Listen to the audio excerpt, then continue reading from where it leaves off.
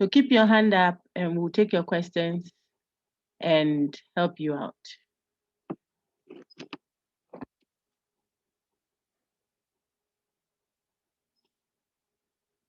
I don't see any hand up yet, please.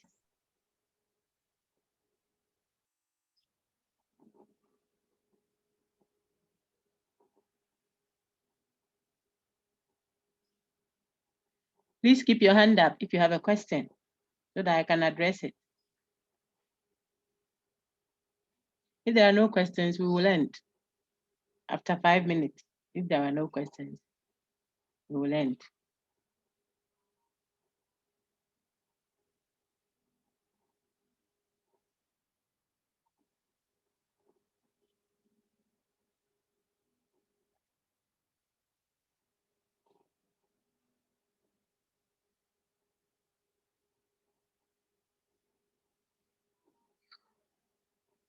Any questions, please?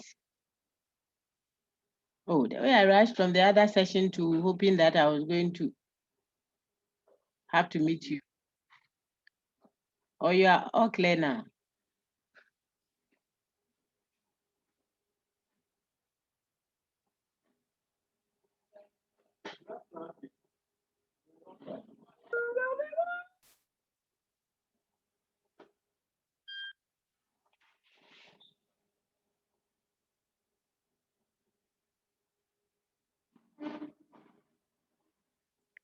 Hello?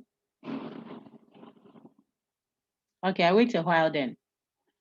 If no one comes in, then, I mean, if no one asks any question, then we are good.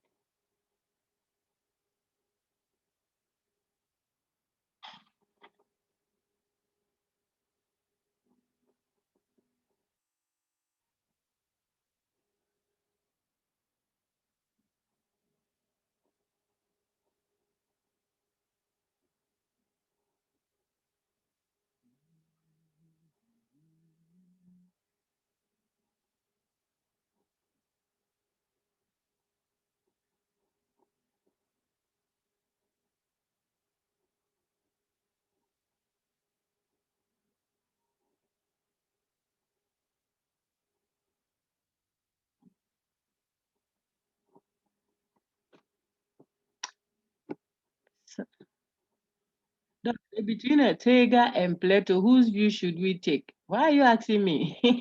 In philosophy, we don't tell you whose views to take. In fact, in university, it is inappropriate to tell someone which view the person should take. You should show them what the views are and perhaps lead them to see some of the implications here and there, and then they make a decision. Perhaps you do not even need to take a specific view. You are just supposed to look at the wisdom in what the person is saying and then see the weaknesses also.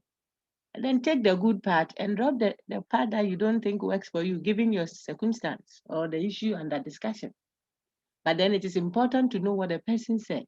When I give you boiled egg right now, you peel it and eat the inside and leave the shell and the white layer, But perhaps if you give it to a pig, it will eat the shell and everything inside it and eat your hand in addition.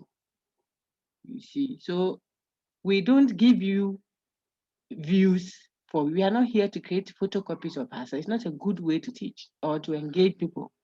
But you show them what this person's view is, especially in philosophy. Show them that this is person A's view, and that is what person B also said. And if you listen to what person A says, it has such and such and such implications, especially given the discussion that we are having. And then if you compare it to this person's own, it also means X, Y, and Z. I think one of your friends started a very interesting critique line that had to be interrupted.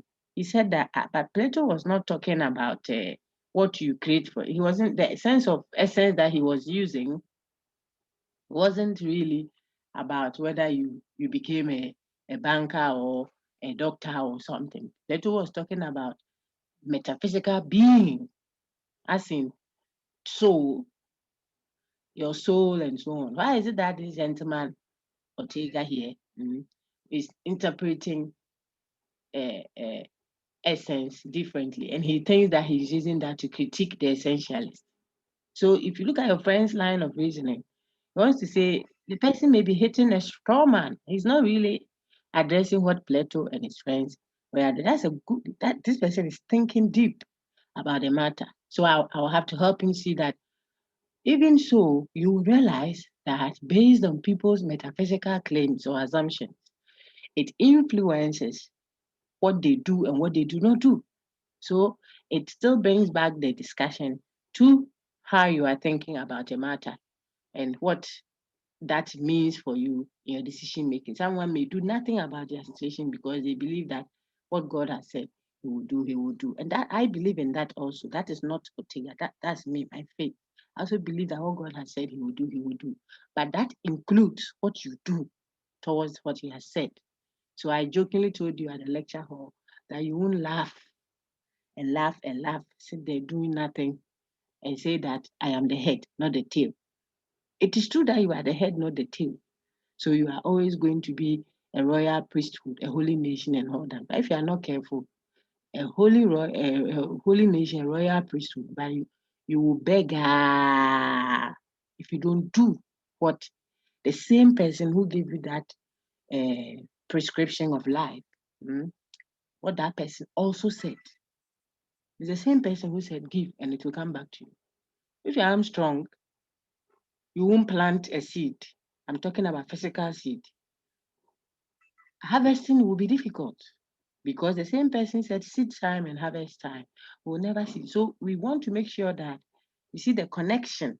There might be something else that the gentleman is adding to what we already know, perhaps from Ortega, from Plato or from our faith or somewhere else, that even where you believe you have a set destiny ahead of you, you would want to be careful not to sit aloof and think that uh, what has been you have been made to be will not change. Essentially, you are something, so you remain that forever and ever. Ortega's strong view against that is that you are able to change it. If it was negative, you are able to make opportunity count. You are able to make some choices that will even facilitate that it has been said concerning you.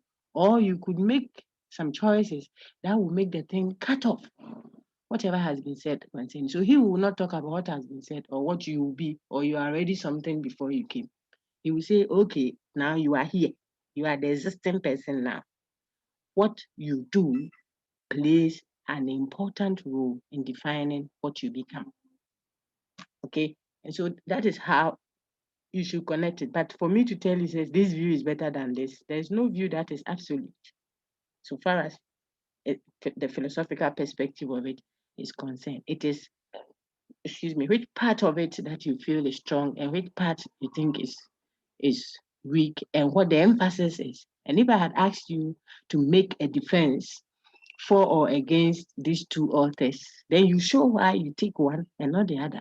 And that will never be the lecturer's thing. If I do that, I am creating followers. I can do that for church setting. I can do that if I want people to follow my YouTube channel, be that is, advertising something. But we are doing philosophy. We want people to have a defense for what they believe in. And then when we feel that, oh, you haven't considered this side of the matter, we help them see it. Then you groom people to also take up their own views. Okay. So that would be my reaction to my friend who asked. That was Nana Messiah Jordan. I see that Danso, I can't pronounce the face, is it Radaya Danso?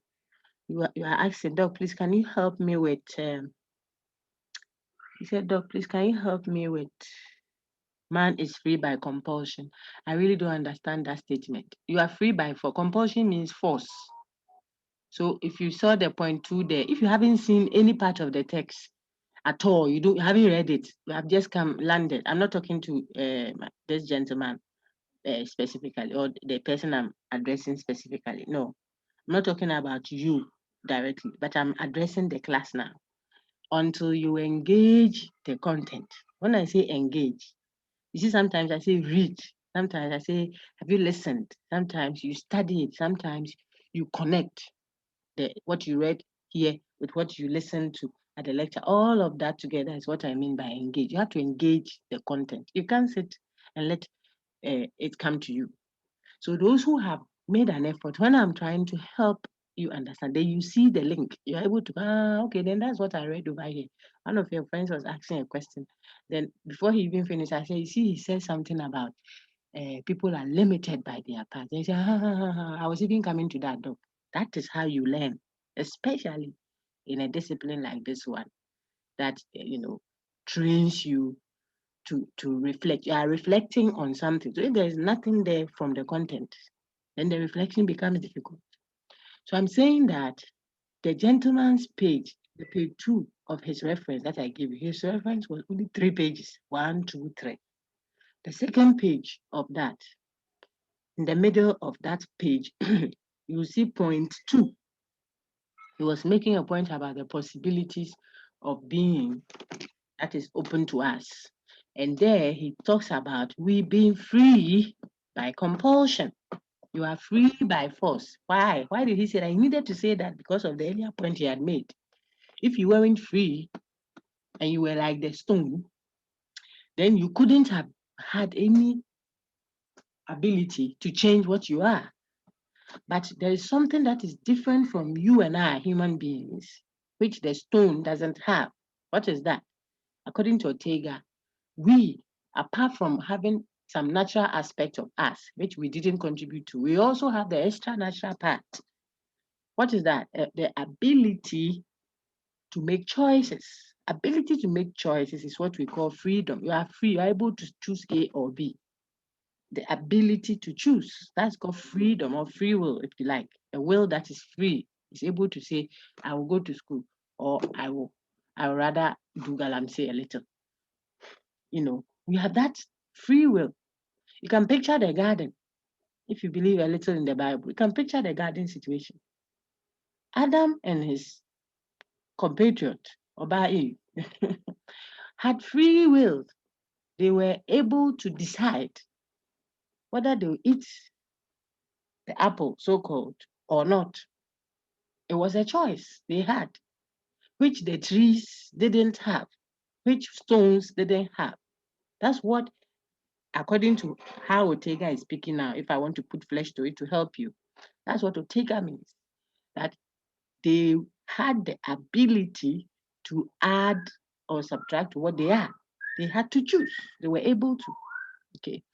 And that ability to choose, that free will, if you like, is not something that they can decide not to have. You can't decide that I don't want to be free as a human being. Free means you don't want to choose. Why? Because choosing not to choose, if you decide you won't choose, is itself a choice. It means you cannot decide not to choose. It is you. That is what makes you really. That's why we are critiquing him. That then the ability to choose, which is free will or freedom, becomes essential to your nature. It becomes that which is real in you, that which defines your essence, just like Plato was arguing. Except that Plato says human beingness is what makes you. There is something called human beingness. That's what makes you. We will now say, oh, Ortega, then you are rather giving us something even better that defines the human person, essentially speaking. I'm saying essentially because I expect that you will connect to the lecture we had last week on essences. So we have done the foundation, we have the lintel level. If we start doing the windows and we are doing the roofing of our discussions, and you don't have the foundation and you don't have the lintel level, you will struggle. That is why I have, used all means to let you read, get the content that has been delivered, the video lectures, come for the in-person. So I throw more light again and again. We are having interactive sessions. You have to connect them. That's why I like questions like the one that our friend asked earlier. That is it. So between Ortega and Plato, whose view? It means the person is there's an expression for that, putting the two together, synthesizing, wants to see. That is a good sign. So my dear friend, free by compulsion is what Ortega says. Ortega says human beings are free by force. We are free by compulsion. We don't choose to be free. We are by force free And that part of us constitutes our extra natural part. So we critique him that if we didn't choose to be free, then it becomes something that is outside of our control. It becomes something that is given prior to our existence. And remember, he has said, if we didn't choose it, then it is natural. It is our natural part. So we have arrived at something that is what? Given prior to our existence. But that is the exact thing he has described as what? Extra natural. That is what we use to define ourselves, to create new essences. It's not like the one that he called natural that he said we didn't contribute to. This time, the other part that he says gives us our essence, defines our essence. We realize that that part itself is also given prior to existence. Then then we are critiquing him that could constitute our essence. Okay. All right. I'll read the next one. Let me see if there's a hand up before I go on reading. Please, any questions? I still have some few in the chat room that I'm engaging. Now, Doc, please, can you help? I think I just dealt with that. Let's maximize this so I can see clearly. Nana Mazaya, that time you were saying that because we have freedom, since he said choosing not to choose is also a choice. He didn't say choosing not to. We are critiquing him for that because what he's saying simply is, we are free by compulsion. It means we are free by force. Why? What does that mean? We choose necessarily all the time. That is what human beings are capable of. Human beings, unlike things, can choose. Human beings can choose. And that is why we are different from the stone. If we can choose, it only means we have what it takes to choose. We are free. We have free will. That's why we can choose. So even if you decide not to choose, it is itself still what? A choice. You have chosen. Because deciding not to choose is itself what? A choice. Then we come in with our critique that, oh, if so, in other words, if we are compulsorily free, then, and we didn't decide that's very important. If we are compulsorily free and we didn't choose to be compulsorily free, then this thing that has been imposed on us, called freedom or free will, becomes our fixed, unchanging, stable nature given to us prior to existence, not a nature that we created, but it is something that is given prior to our existence. And someone will say, oh, but Doc, he says that those that are given that we have no control over is the natural part. Yes, but in this instance, he's telling us that our extra natural part is our ability to choose. So we are telling them, but that one too, we didn't contribute. So then free will also, which we didn't contribute, which he claims is the extra natural part of our being, becomes that which we are defined by, and based on which we create other essences for ourselves. So that's the critique. I hope you will read and see the point clearer. Though the critique you won't see in the text, but if you understand what he's saying, then you can situate our critique better. Perhaps you might defend him even. Okay, Ebenezer John Ahim says, Doc, please, I'd kindly like to know how questions are posed in this particular course and what the key requirements are in tackling them. Please listen to lecture 1. What is philosophy? You get that from there. Nana I have a problem with Ortega's view of man has no nature because of what he said. Oh, we have read that too. Or you repeated it. That choosing not to choose, we have read that. Then it means we can decide to be free as a sense of freedom. You can decide to be free because you already have the capacity to decide to be free. If you didn't, then you couldn't. Being free here meaning having the ability to choose A or B. The stone doesn't. The stone can only be what it is, a stone sitting there. A human being can be something different from what we claim he or she has already been made to be. Says Ortega. No one was made to be a poor or a rich person from day one to the end. And Ortega, remember, is an existentialist. So he's not focusing on anything that you claim it existed prior to the person's uh, coming to the world or when they leave also. They can't ground that. So he's an existential. He's looking at the existing human person now, not something that you claim happened to him before he came into the world or something that will happen when he leaves. He doesn't know that. That's why he tells you he's not interested in all that speculatory wizardry. You read that and we discussed that in class. Okay. He wants us to focus now on the existing human person. So if you and I are people of faith of any form, and we have a background believing that before I was a blood clot in my mother's womb, there was something that had been said about me, and I believe that. I just fit it in and say that, yes, so that is what has been said about me. I have faith in that.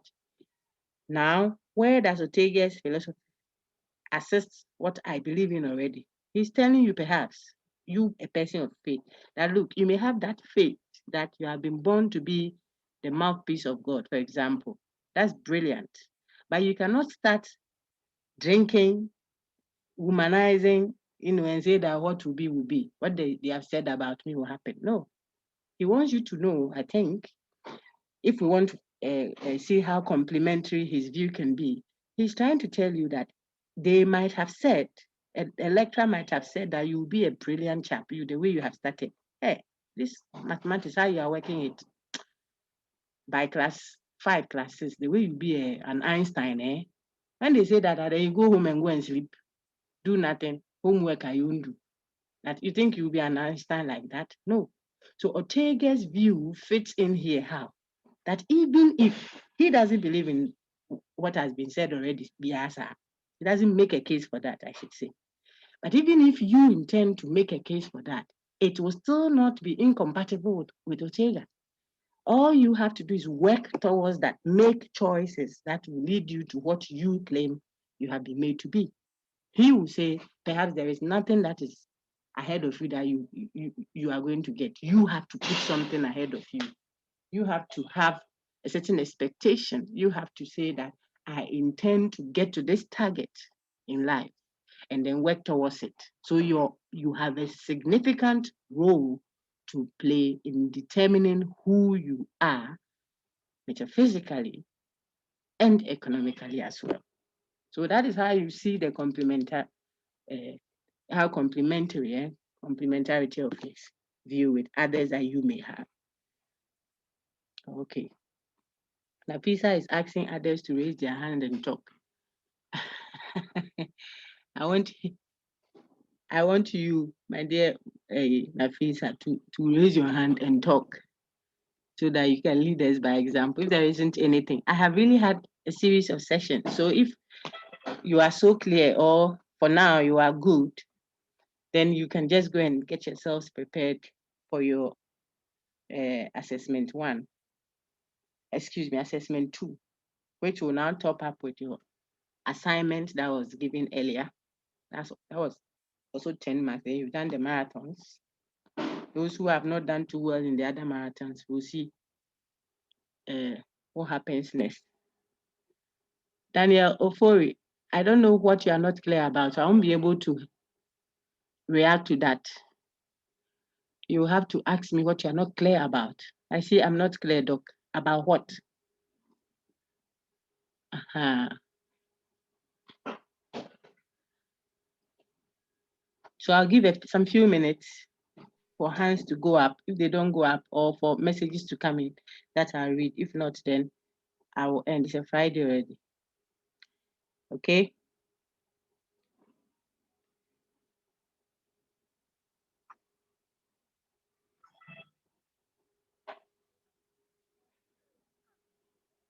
Any questions, people?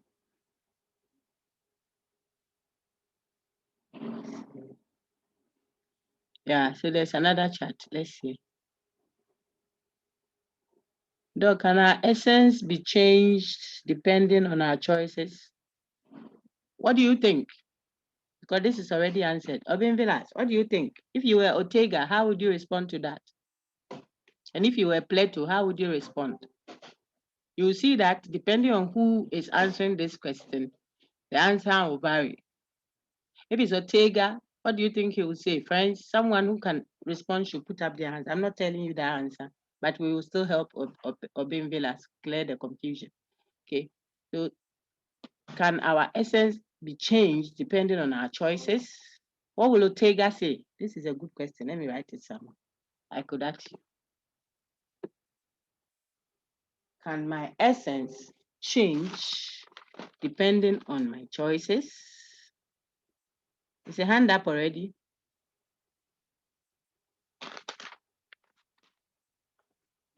Oh, nobody will react. Okay.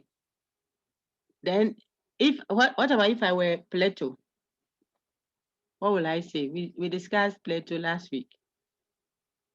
Okay, so Nana Messiah says Ortega will say no, note what that my essence will not change based on my choices.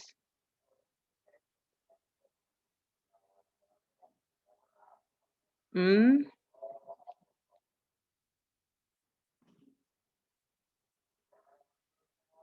Ortega believes that when I'm making choices, it changes my essence. So today I'm essentially a lecturer. As I make other choices, I may change and become something else. United Nations, no, maybe a president. Then I'll make some other choices, blend what people are doing to me and all together, and then make it count. Before long, I am something else. So I keep defining and redefining myself, says Ortega. That is why I cannot be given a fixed essence that this brother there, this is what you won't be a student forever. If you make your choices right, you may become something else. But if you make your choices wrong too, you may even go deeper down there. Some people may turn out to be something else. I don't want to pronounce anything on you. So Ortega rather believes that human essence will keep changing. How? By the choices they are making. That's why he doesn't believe in a prefixed, stable, given essence prior to existence. Even when you exist, he doesn't think we you create one thing for yourself and that is it. No, it is a project of life, human life. Read the last paragraph of your paper, the page 3, the last paragraph. Here then, when you read to the end, when I jokingly said in class, whilst we were reading him, human life then means you are like a pilgrim, a pilgrim on a journey.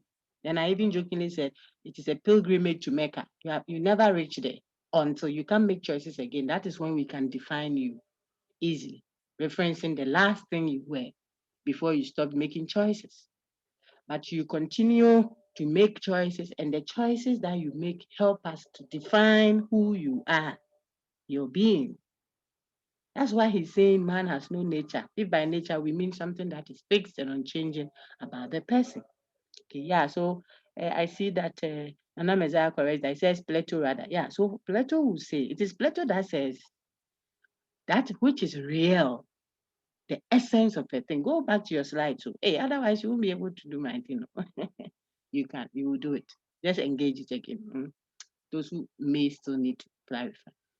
Essence, form, capital F, ideas, the essence of a thing, the idea of a thing, capital I, the reality of a thing. So essence is just like those three other words for Plato. Plato says it doesn't change. That's the reality. The real book is the idea of a book, not the physical book. Okay, so the idea of a book, the, the, the reality of a book is what? Bookness. That is why every other person can create a new book. It doesn't finish because the idea itself cannot change. It is stable. It is one. Remember, it is simple. Obinvilas, I hope you are answered. Yeah, traveler on a pilgrimage. Very good. You saw that.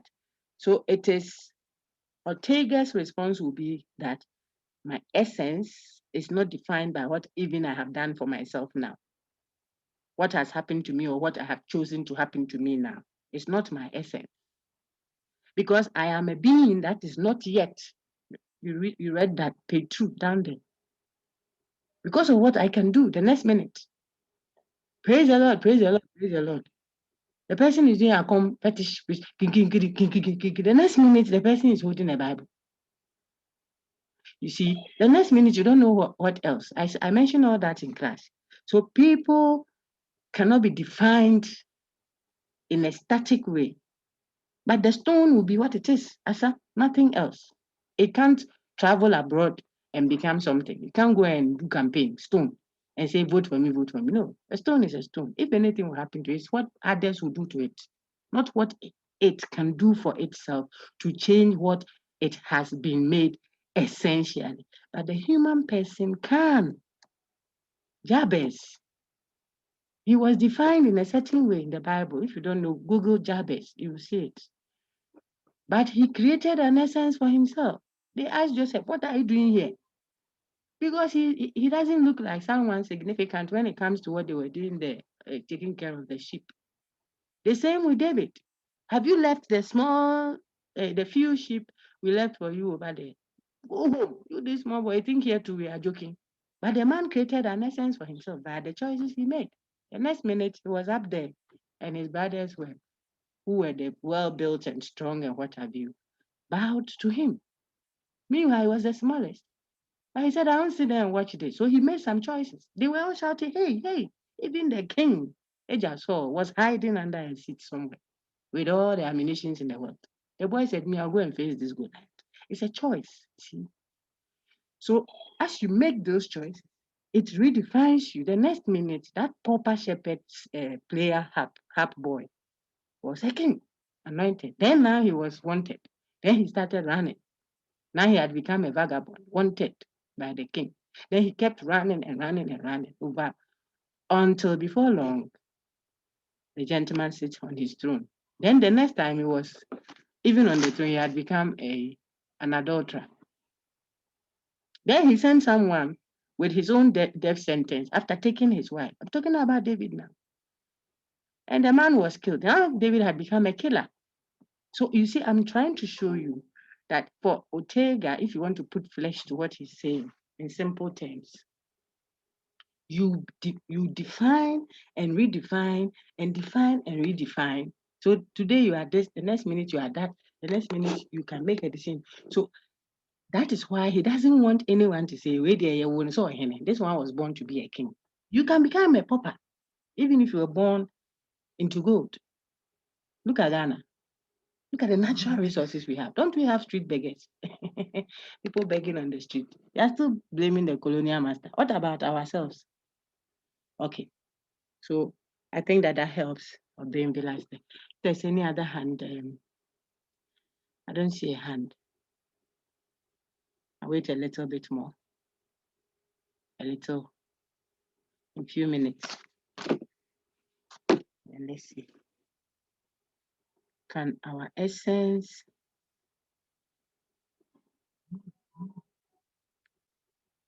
please, would we address someone born an orphan and for that matter living in an orphanage home all of his life, according to Ortega's view?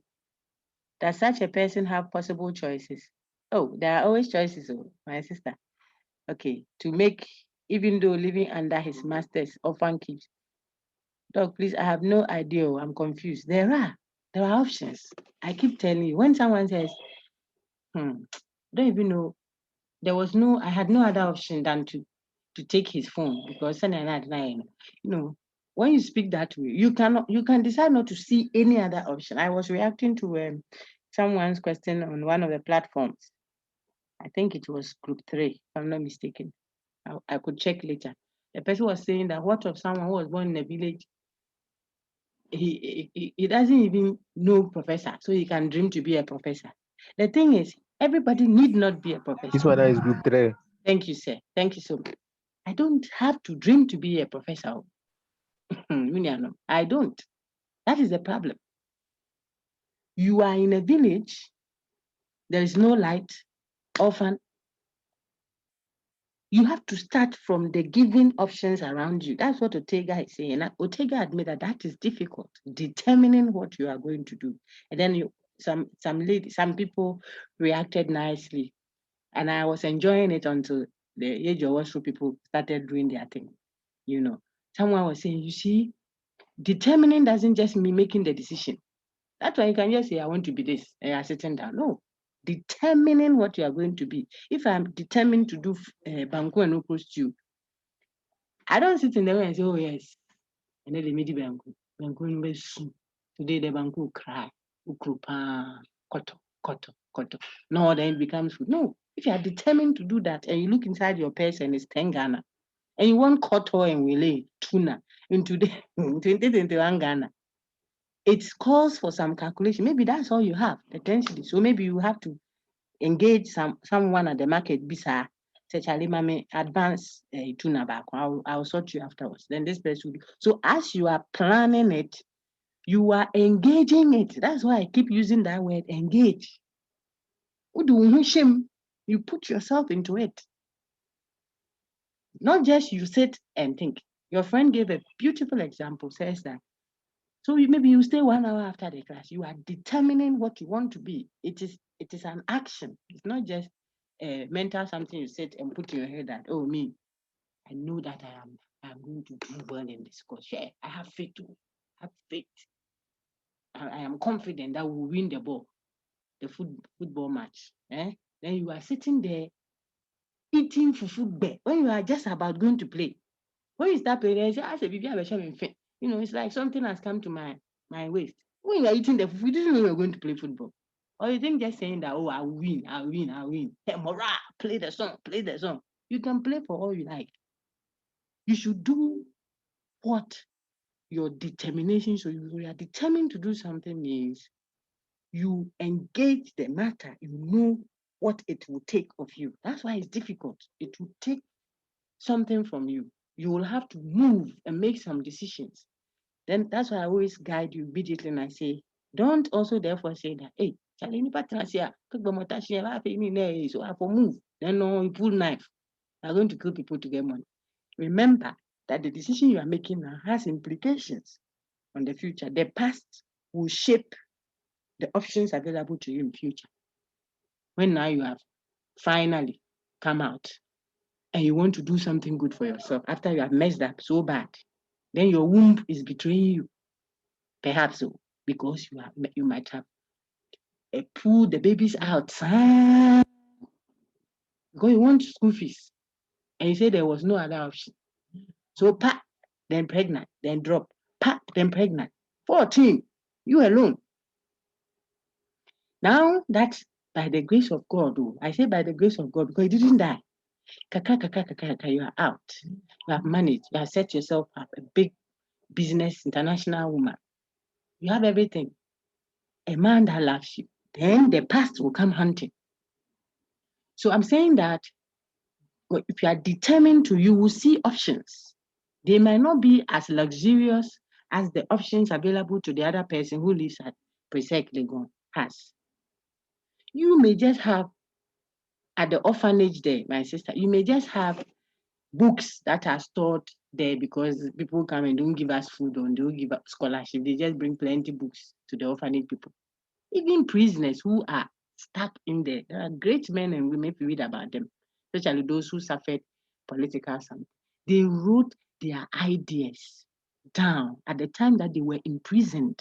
Their body cannot come out 100 meters outside of the prison. That is when they got the option of writing or great thesis. That is moving nations as we speak now. That was an option. Physically, that's not even an orphanage where you can even run away if you like. Running away from there if you think there is no hope there is an option. I don't know. Run away from the prison. People run away from home. I'm not saying do that. But it may be the option that is available there. Some may have to go and be in the library, the books there, you are reading small, enlightening yourself, sending messages where you can. someone comes and is giving you are growing yourself because it takes determination. You should be determined about it. Not that everybody must have a silver platter to start from. So the friend that said that village, maybe the person hasn't seen book before. How can he dream of becoming a professor? To be. What about footballing? The person can be a skillful footballer that as you develop those talents for yourself, someone can come and scout, and before long, Mourinho has come for you. Now, I don't know where Mourinho is. Has come for you. These are stories here in Ghana. Has come for you. Look at our friend Shatawale. You know, I saw him on By the Fireside, Mami Dokuno's program. He was a gongon bitter then. I don't know if it's true there. But Shatawale is not a gongon bitter now.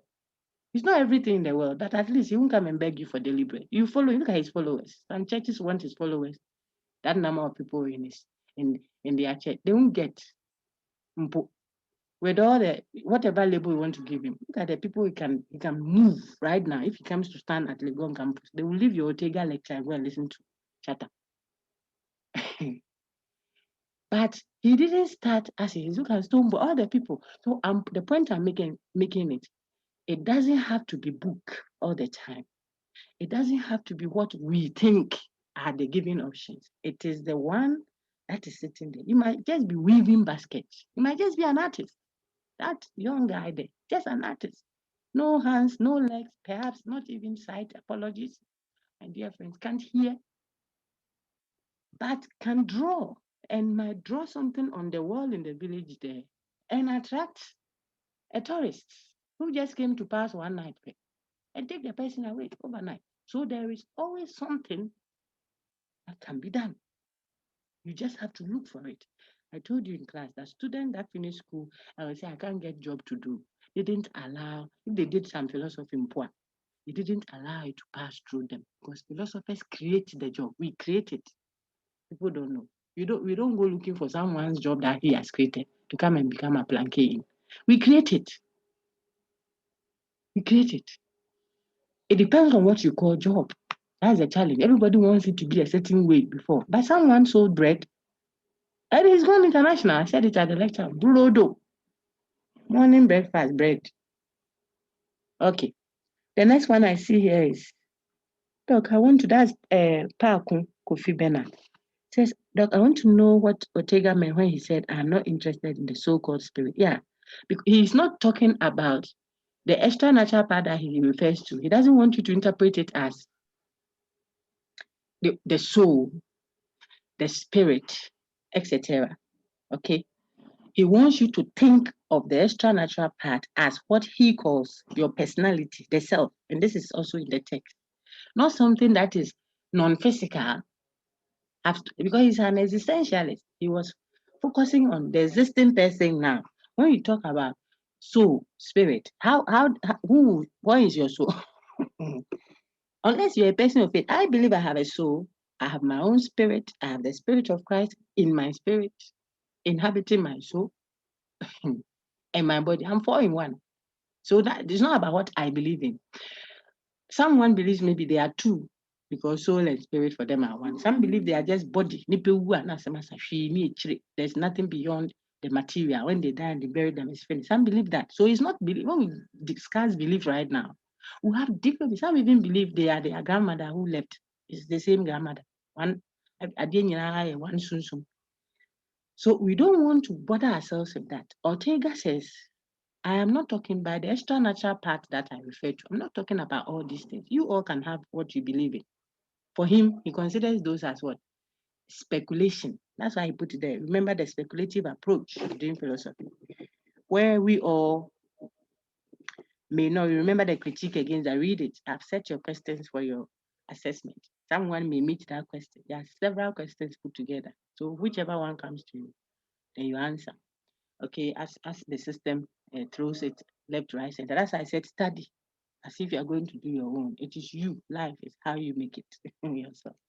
Okay, so the man is saying he doesn't want us to focus on any speculative wizardry. Wizardry for him, because he thinks it is not given to us in it's not something empirical, it's what we assume. that people have a spirit, and the person's spirit doesn't like what you are doing.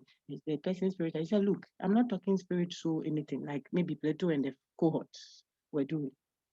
I'm talking about you, this living person that was born by Asimisi Klebu. You, Nancy, you. I'm talking about you. Existing now.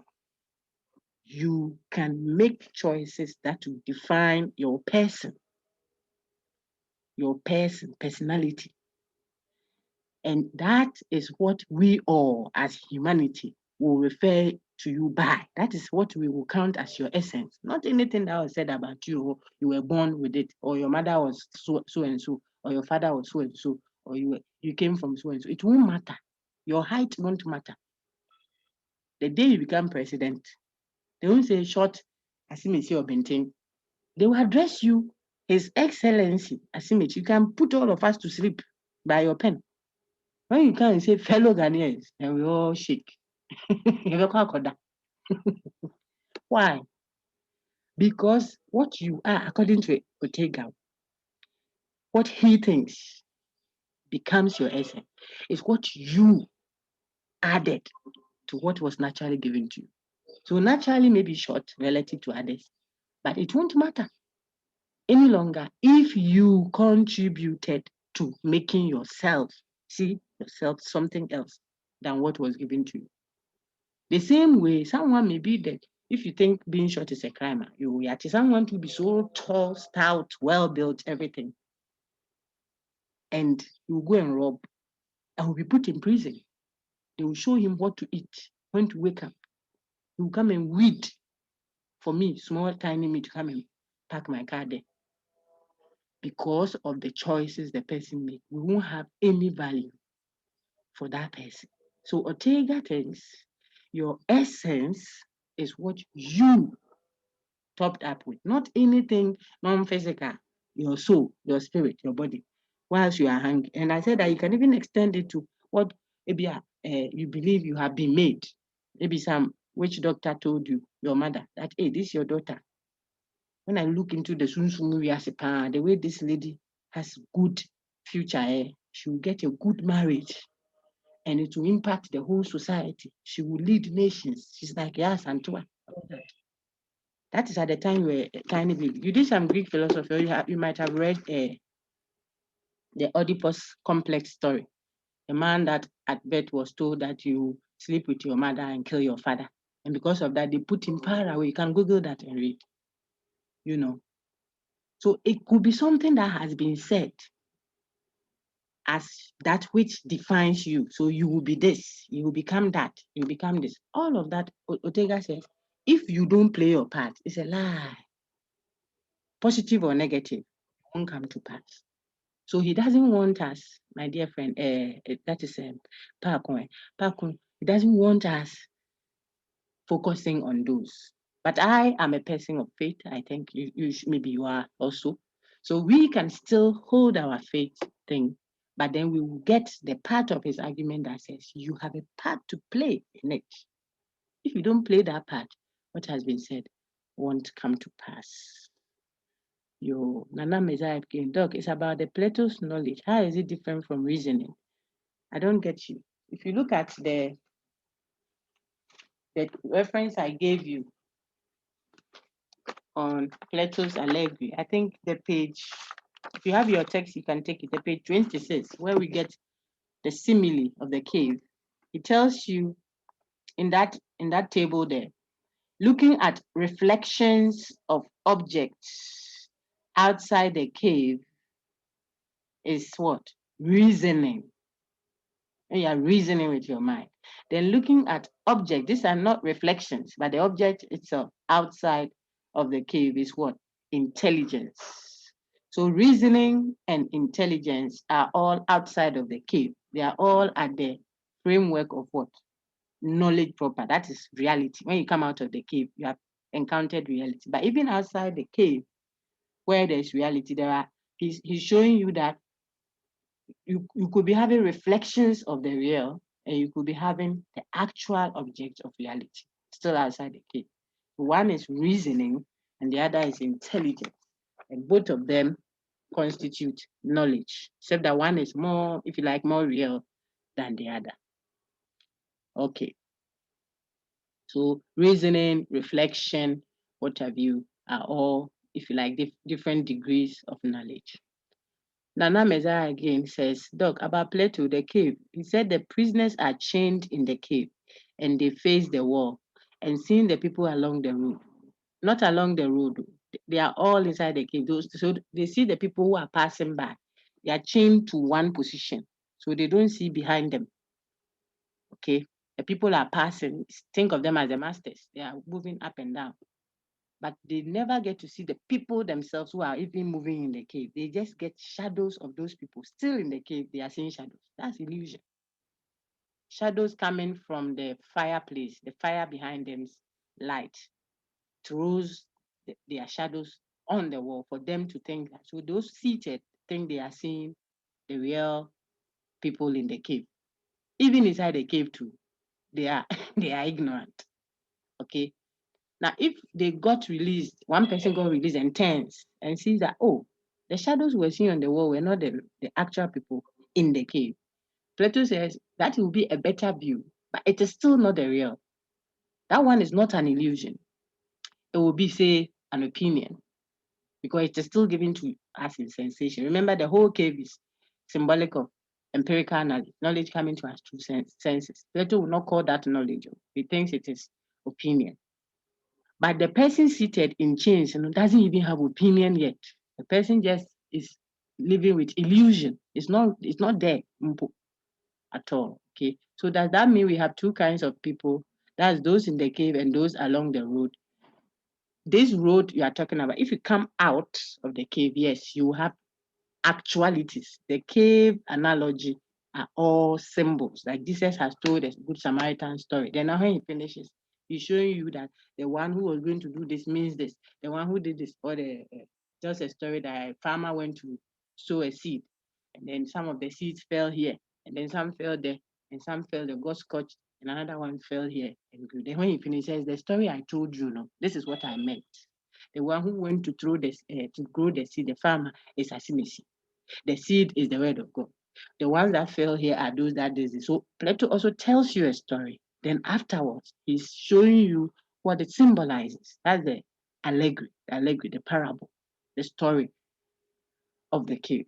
So he's telling you that everything outside of the cave symbolizes what he calls real knowledge. That is what knowledge proper is. Everything inside the cave is false knowledge, but he won't call it false knowledge in book. He says it is not knowledge, it's opinion. Why? Because it is the world of what? The sensible, the sensed world, the world where everything is dependent on what your eyes, your ears told you, what the doctor said based on his research, empirical. It can be false. Excuse me. Or each other one. You heard them say it. You thought you saw the doctor coming. It wasn't the doctor. You were so sure that this was your lecturer speaking. When the person turns and you can say, hey, this woman looks like my lecturer. Looks like, not the one. The senses deceive. We had several examples. Okay, you are driving, you think you have seen a pool of water ahead of you. You want to break, boop, boop, boop. When you get there, it's a mirage. Nothing.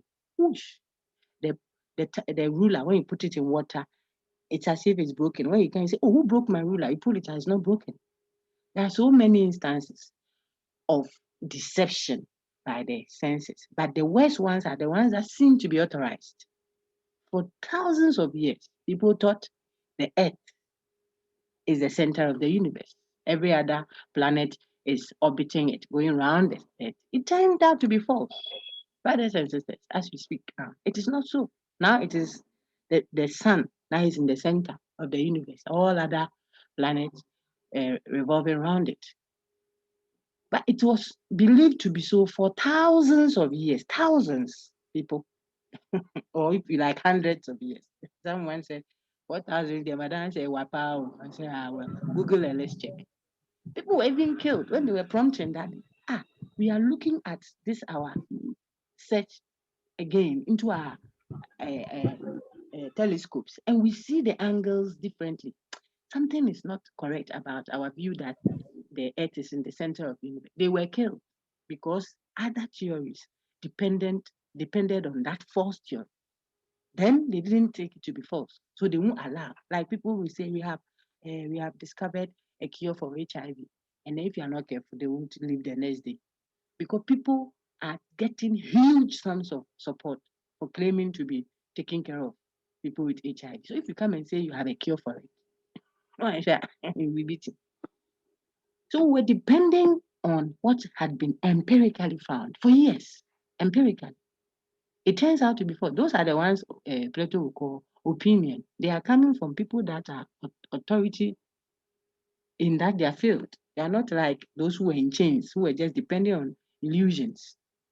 These will be people who have done some research. You read that in your text. But it is grounded in the empirical. Plato says even that is not real. It is still appearance. Just that it is a better view of appearance. I told your friends earlier, I don't know if you were here, then the earlier session we had, that if you got 44 over 100 in any UG exam, and your friend got 20 over 100, you and that person, in the eyes of the university, you stand on the same scale. You're not different. The one who got 0 is the same like you, the one who got 44. That's why you're graded F. F for factor. You see? But you and I know that 44 is at least a better performance than the one who got 2. So opinion may be better than illusion or belief. But it is still not real in the view of Plato. Which one is real knowledge? In his symbolism, it is what the actual object you see outside of the cave. Even when you come outside of the cave and you are just looking at the reflection of people, they are shadows. You have come out of the cave, the sun, the good, is throwing its light on you so you can see. But instead of seeing the real human beings outside of the cave, you are looking at their shadows that are falling on the rivers and what have you. It means even there you have entered reality, but you have not grasped the real reality yet. So it is like you have a B plus or a B. You have passed, yes, but you haven't attained a perfect knowledge of the form. You need to get closer to the good, which is the ultimate reality, and its light thrown on the actual thing. Then you would have grasped reality. So that's why there we still see reasoning, and we see what intelligence, my dear friend. So that is what Plato is saying. So when you are, he says, because he said you are dragged from the cave. There they see the light and then experience reality as it's not as in the cave. Yes, so that is it. Then Jessica says they are shadows. Yes. 44, right? I'm telling you, if you get 44, then the person gets 0. The university says you then you be the same. You can no come disturb us. That's what the university. That's the scale. That's why people, I tell people, when I say do an assignment, it's worth 10. Continue, what's the other one? Feedback, what have you? They are all just closing the gap for the space between 0 and 44. The real decider hasn't started. Because 0 to 44, it's almost half. For the UGRs, even if you get 49, it's still go right again. People don't understand the scale. That's why sometimes they toy around. So every mark, why aggressive? Positively aggressive, not negatively aggressive, where you are copying, no. But you are positively engaged because 2 marks, 3, 13, 12. When you put all together, it will only close the gap from 0 to 44. Then now you start building. See how difficult it is to climb from the lower to the higher, but how easy it is to fall, because the falling space is 44. But you will do fine. Don't worry. Just follow me slowly. Okay. Please, can there be any similarity between Ortega and Plato? Yes, there can be. They all agree that things have essences. Things have fixed, unchanging essence. But they disagree when it comes to human beings. Okay. They disagree about the essence of human beings. Whereas Plato believes that human beings, nature, man, you and I, have fixed, unchanging reality. Ortega thinks that we don't have fixed realities. We keep creating fixed realities. We keep creating our reality daily by the choices we make based on what was given to us, which we can't do anything about. I'll say it for the last time. That someone was born by a prostitute. How can it be? If someone's mother went to sleep with someone else's father to give birth to him, what has he done or she done? It is not, you see the one who went to sleep. So the father he was born by, say, a father that is a vagabond, cannot be his problem. He cannot carry that on his head. It affects him, but he should know, says Ortega, that you can't undo it. What can you do? So you better make choices that will make people come and call you, Jabez, come and lead us. So we say you are not our brother because you are not a legitimate son, but now we need you. You have to do some things positively and add to your life in a way that they will come and look for you. So you can't sit there and brood over it. You say that me now I'm this. There's nothing good come from me. This, then you are also sitting there gratifying that negative tag. No way. Learn as if what the people said about you. Say, what they were born manisi. Learn as if you didn't hear it. You don't know anything in this world. That's what they keep saying to your ears.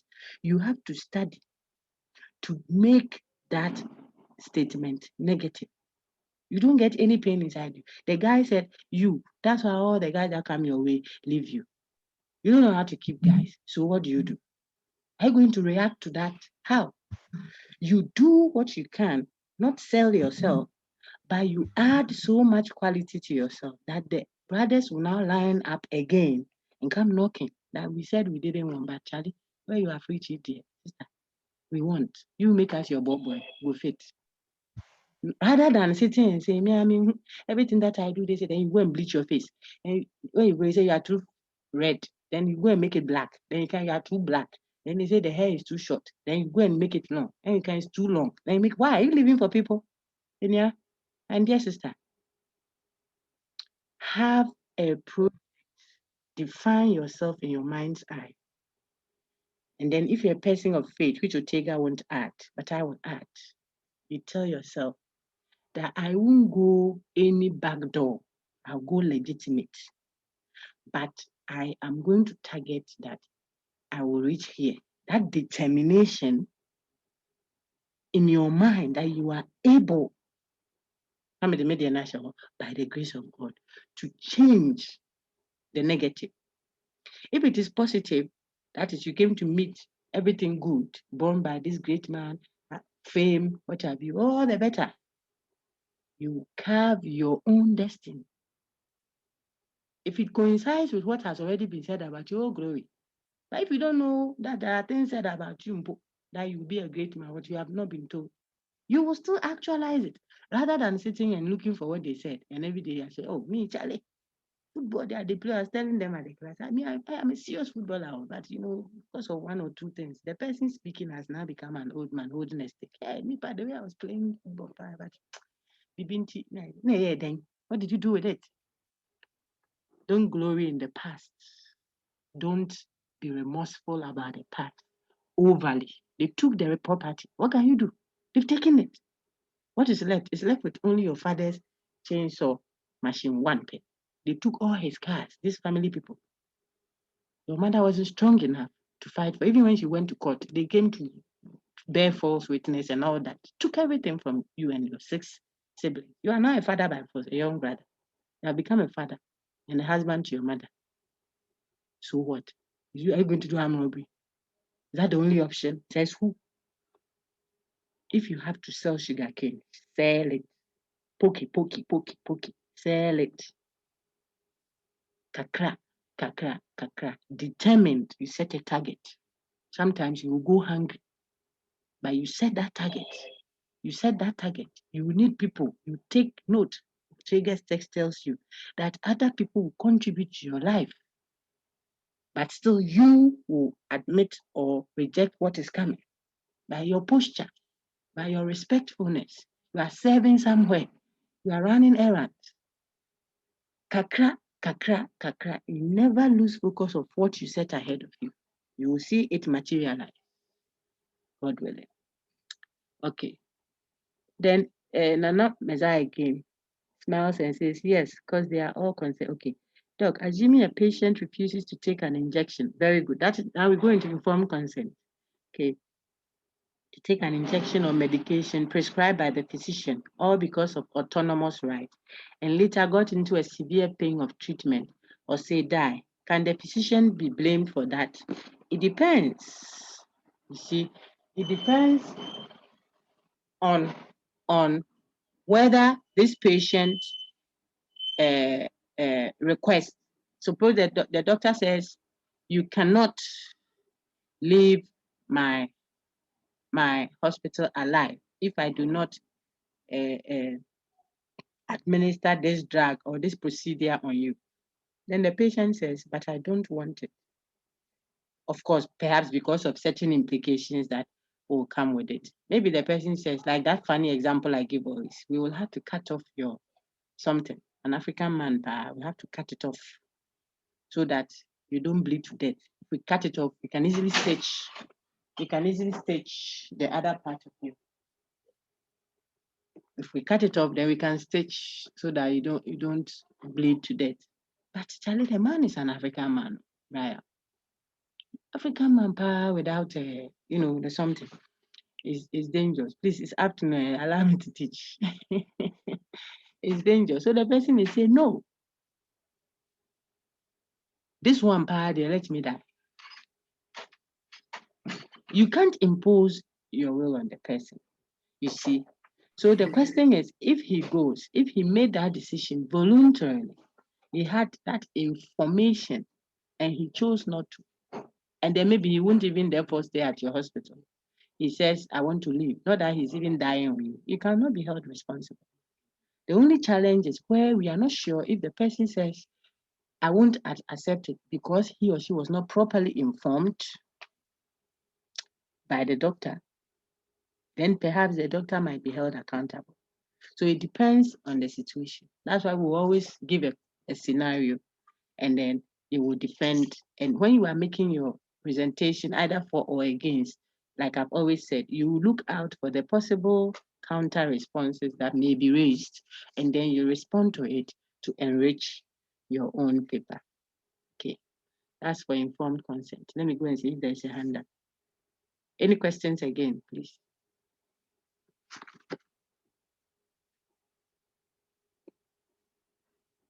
Angela says, Doc, according to Ortega, what we are doing now, okay, does it constitute the future or its history? History is as soon as the thing happens, it becomes part of your past, your history. So yesterday's lecture is history. When we finish this session, as soon as I finished responding to Nana Messiah or Jessica Drake, as soon as I finish responding to it, it has become part of what you can't do anything about.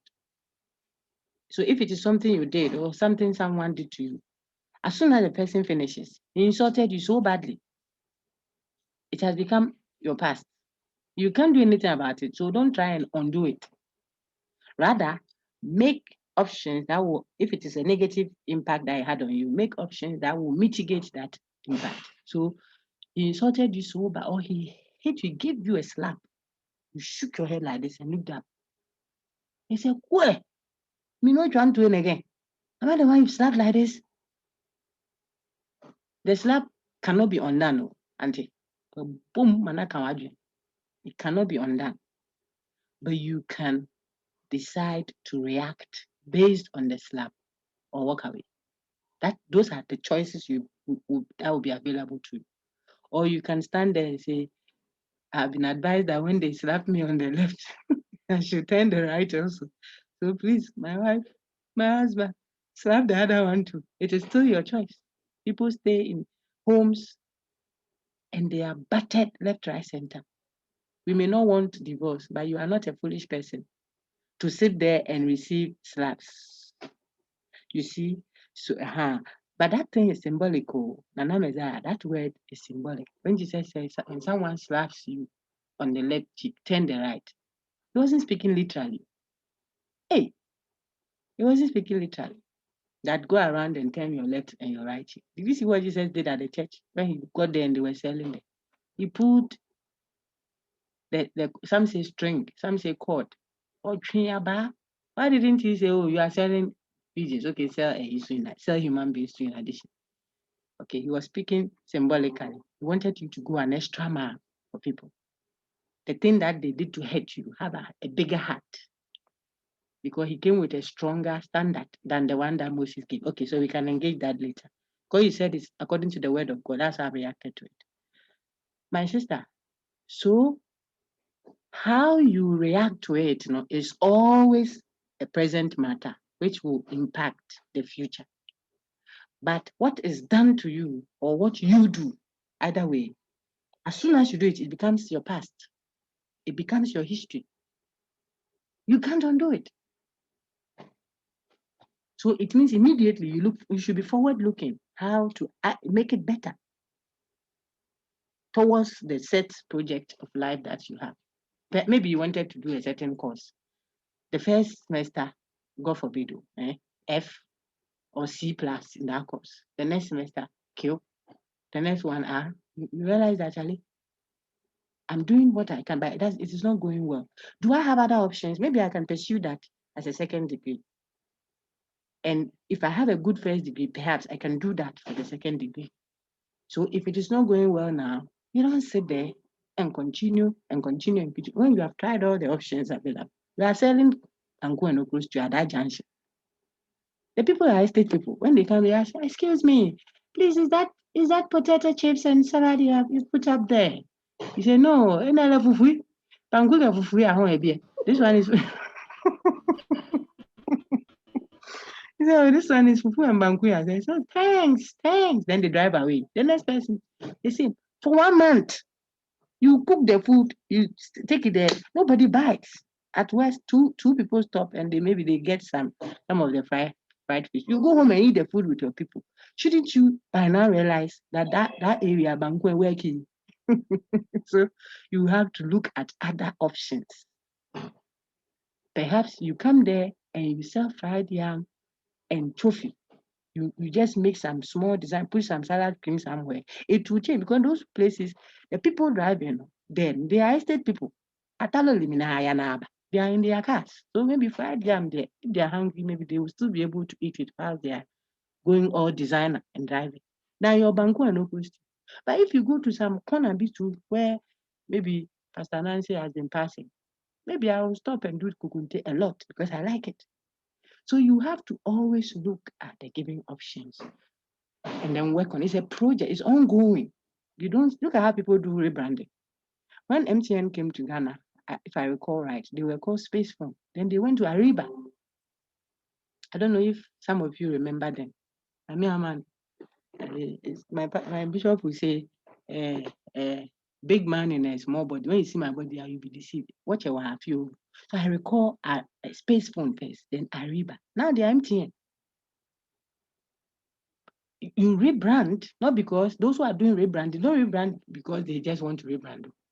People like it when all of a sudden, a new sensation.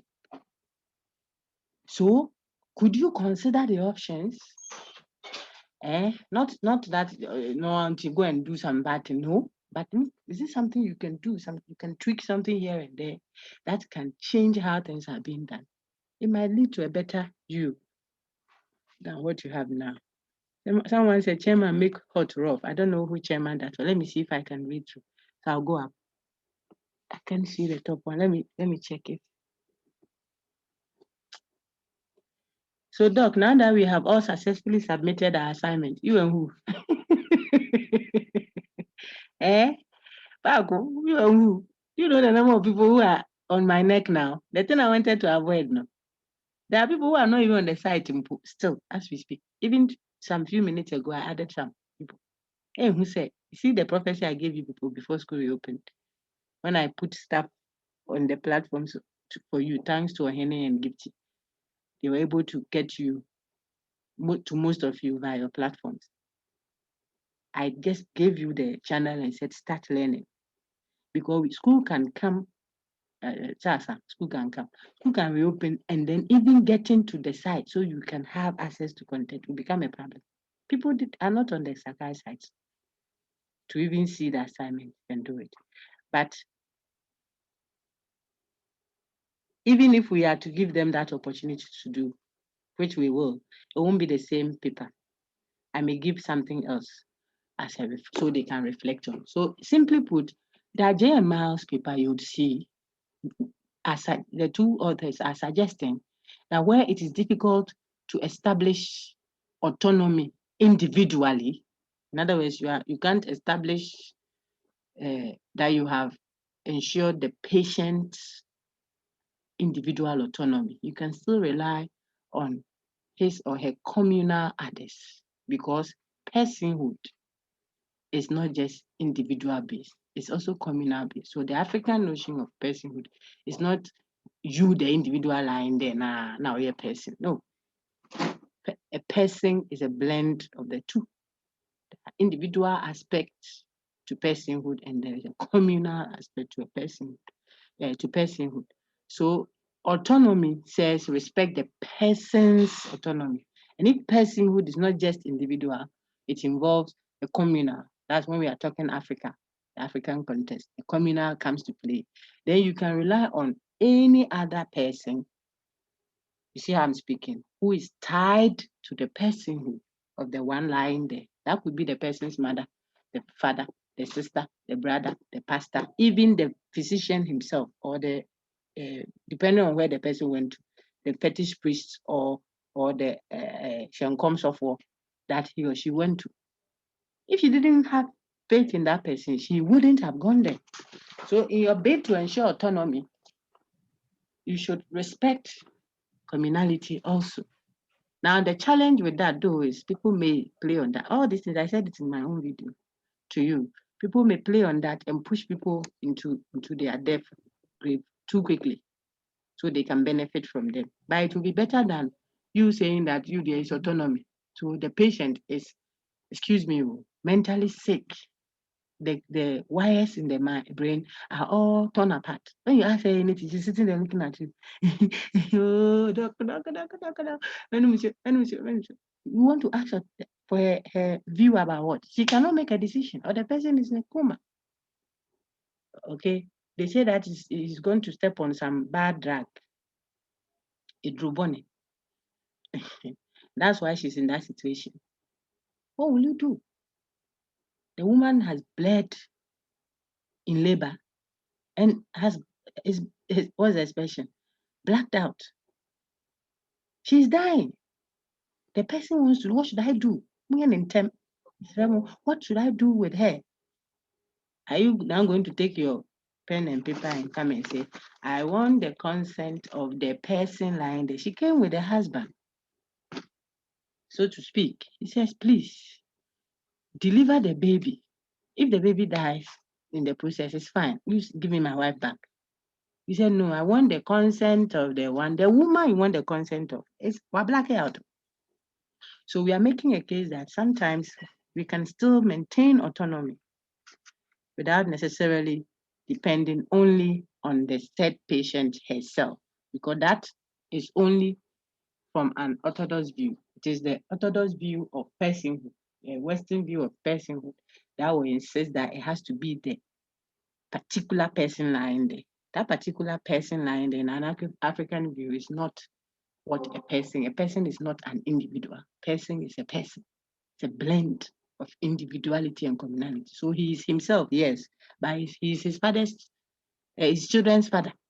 The man lying there, is he, Ija Bintum, yes, but he's also Ija Bintum's children's what? Father. So he represents fatherhood in addition to he being himself. So that where he himself cannot make a decision, if his children make that decision for him, you have not undermined his autonomy from an African perspective. You have still respected his person. So then you state that's what the authors are saying, the case they are making to help resolve the tension in ensuring autonomy in certain circumstances. This won't apply all the time, but especially at the time where the patient is incompetent, is unable to make that decision by her individual self. You can rely on her communal self. And we know what possible challenges that could lead to. Okay. That's all we wanted you to say. Sincerely, though, I won't really be keen on getting you to say, I needed you to read the content. That is what the focus was. So you will see when I release the results, you see. I've not had any time today, even to send announcements. I just did it shortly. When I'm done with all these sessions today, then I'll go there and release your assignment. You will see. It was really for participation so that you can close the gap from 0 to 44. But those who plagiarized, you won't get a perfect mark. You won't get 10 over 10. I'll take marks.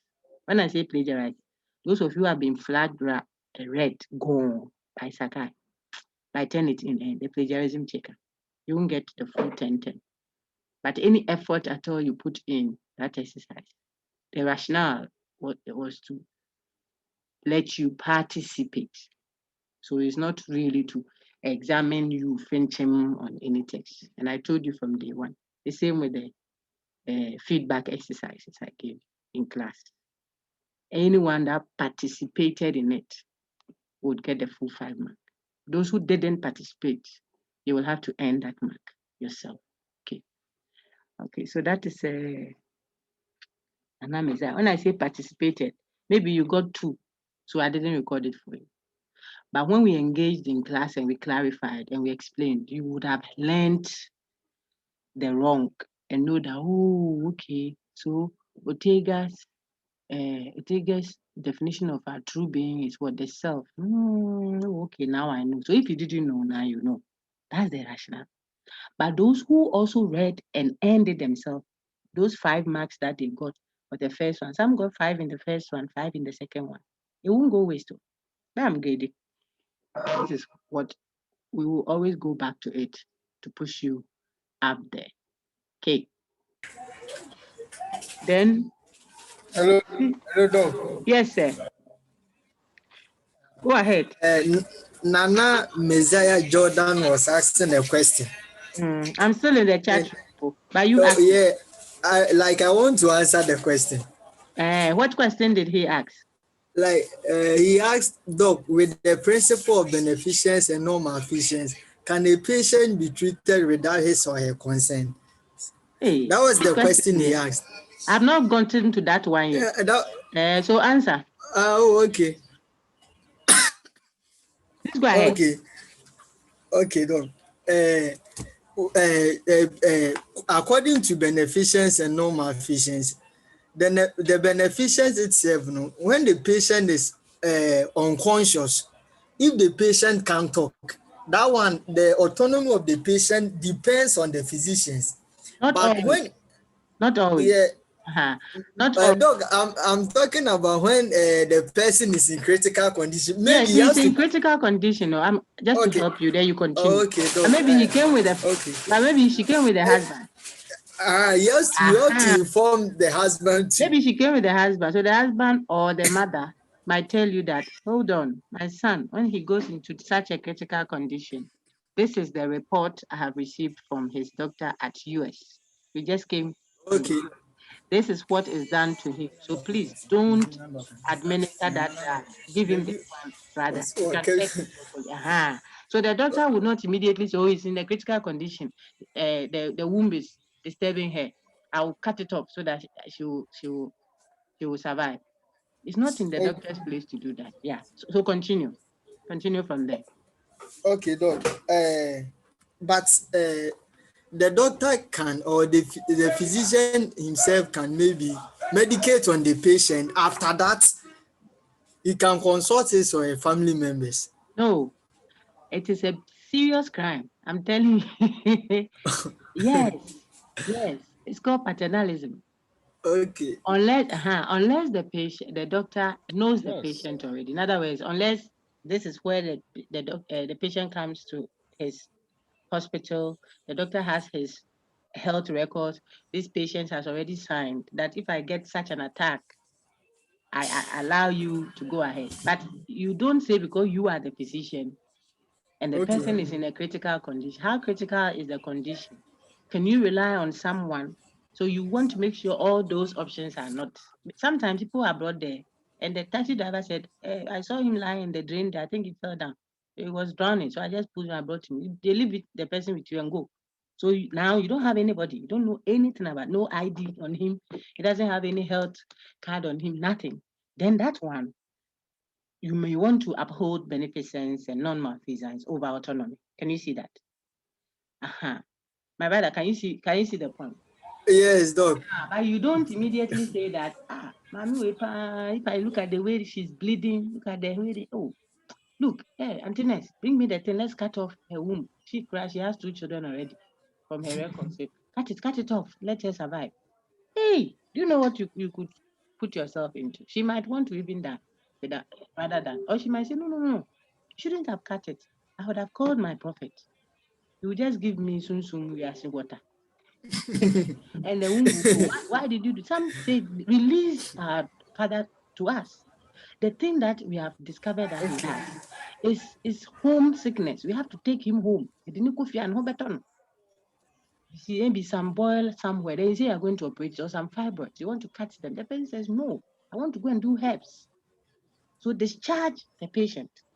So if you don't consider all that and then you are in a hurry, you say, no, I'm the professional. Okay, doc. Then you will have an because you would have overlooked informed consent. Yes, go ahead. Okay, doc. So in case where the patient lacks legal competence to make a decision, It's not legal. can the medical okay. As for legal, when you say legal, you mean that the patient doesn't know his or her right visa no. So you can force it down his throat. Are you talking about you forcing it down the throat of the patient because you know they now they won't go and call any lawyer? Somehow, doc. You wait until that grandma, until that grandma's son comes from Abuchi because he knows he's going to inherit grandma. Comes to put it to you that you shouldn't have conducted that. Our doctors or our physicians find themselves sometimes in a very difficult situation. That is why it is an ethical issue, especially where you can see that this thing with a little blood transfusion before we start the process, I could have saved this. Even if we had first aid, if they allowed us, this convulsive patient, the patient who is convulsing, if he only allowed me to hold him and put him down, I could have stopped this. He said, don't hold him. He said, he doesn't like that. And the person attending to him says, this is what he has signed. He says when he's in that state, no one should touch him. Let his head hit whatever it will hit. He will calm down. So you are stuck. You don't know what to do. Because if you do what he says you shouldn't do, and then he's revived, he can take you on. You don't know why he says don't do that. Meanwhile, you also want to make him well. So where there is a tension is when he comes into your facility. If you know you have your answers, why have you come into my facility? You come and die on me. So I will not go by your rules. You have come to my place. And there, the physician can insist, on what he thinks is right for you. Because if you had your own answers, then you stay at home. But when the patient comes to you, tells you what he or she expects you to do for them, then now you are obliged to make some decisions for them. You have to let them know it is an ethical responsibility on the doctor's shoulder to make the patient know the effects, the positives, the negatives, of this procedure, of this drug, of this operation that you want to administer on him. Sometimes it is even the food that you are asking him to eat. You are not going to eat this and this, and you will only be eating this. Especially the homeopathy people. They will tell you, don't eat this, don't eat that. If you eat this, this will happen. Hey, now if you don't eat small sugar in the cocoa, the next one you will die. And then the person is frustrated. You have to inform the patient and let the patient make that decision where it is possible. That is where the issue is. In certain scenarios, you can't do that. You may have to overlook patient autonomy. Okay. So, Doc, now that we have read that, thank you so much for the intervention. Okay, Doc. You are welcome. Thank you to Doc. According to Angela Sapu says, Doc, according to Ortega, what we are doing, oh, I've read that. What we are doing, does it constitute the future or its history? Okay, I've answered that according to the word of you. So, Doc, now that we have all successfully have reacted to Paco, then Nafisa gives us, Yeah. yeah. I want to see if I see 17. Now, why is it that now you are doing text messaging? People, if No, you messaging Ariba to Ariba, doc, I remember Ariba to Ariba. And they have rebranded. Yeah, Basa. And so you say, doc, there's one question here too, okay, read it once I go through. and it's from Jessica Drake. Yo, go ahead. She's saying yes. So if the physician abides with the beneficence and non-malfeasance, where he's not supposed to harm the patient, so therefore the physician is careful with the treatment he's giving the patient, so that she doesn't die. So I'm asking whether what this lady is saying is a suggestion or what You see, the what point is, Jessica Drake is saying over yes, here. the point is what you call harm, or what you say. What someone may say, I don't want to harm you. I'm doing something that is beneficial to the patient. Who decides what is beneficial to the patient? That's the issue. You see, you think that, oh, sister, you have 3 children already. The way your womb is behaving, if I cut it off, it will save you from having to. If you do family planning, when I tie your tubes, your fallopian tubes, I'm saving you from having to go through the ordeal of a difficult pregnancy again. After all, you have 3 children. That's the doctor, the maternity nurse. So in her eyes, that is good for you. But you too, could it be you that you're home there? You don't have a son yet. And so the 3 children, yeah, medically speaking, if they tied your tubes, you may even be better off. But you, the patient, may want to try it again, hoping that you may get a son. And that this time, maybe you drink. I keep using the spiritual bit so that you will see how people may rubbish what the doctor said.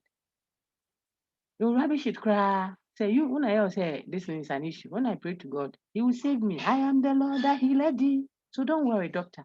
I'll come again. My Lord shall provide the son. My Lord shall provide the son. If you think that you want to cut off the womb for her, so let her decide that. Let it be her decision. In fact, sometimes even when she has said, cut it, you still ask for the opinion of the partner, husband or wife or a communal other. Why? Because even though she's Nancy sitting there, she's somebody's mother at the same time. So the person also has rights of her. She cannot come and do things, and then when she comes home, she says, me, I'm going to do that which benefits me. But she's somebody's father. He's somebody's father. He's somebody's lecturer. So she cannot just go and change her face into a goat. Say plastic surgery. Let me look like a goat. After all, it's about me, myself, and I. What happens to the children? Did they tell you to bring them into the world? Where is their mother? Now they are living in the house with 2 goats. So you see, the informed consent thing raises a wider view of ethical questions. Of course, where the tensions are so high, most of us will say, look, we will let beneficence override autonomy.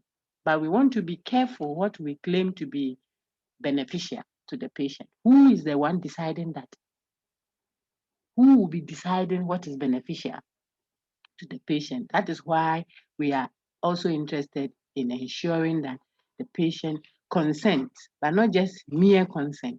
The patient is properly informed so he or she consents to that procedure. And it is difficult. There isn't a yes or no answer to any of them. That's why you should know all the various aspects of the matter. Then, given the specific circumstance, you are able to make a better informed judgment. Okay. All right. So I see them. Doc, let me answer Nana. Okay. So someone said that was Daniel. I think that's what you reacted to. Yes, when the condition is critical, someone says, and I see Sakai pa, I don't know where that is. Maybe when Sakai is acting up. It's humans who are manipulating the Sakai side so they can forget you cry.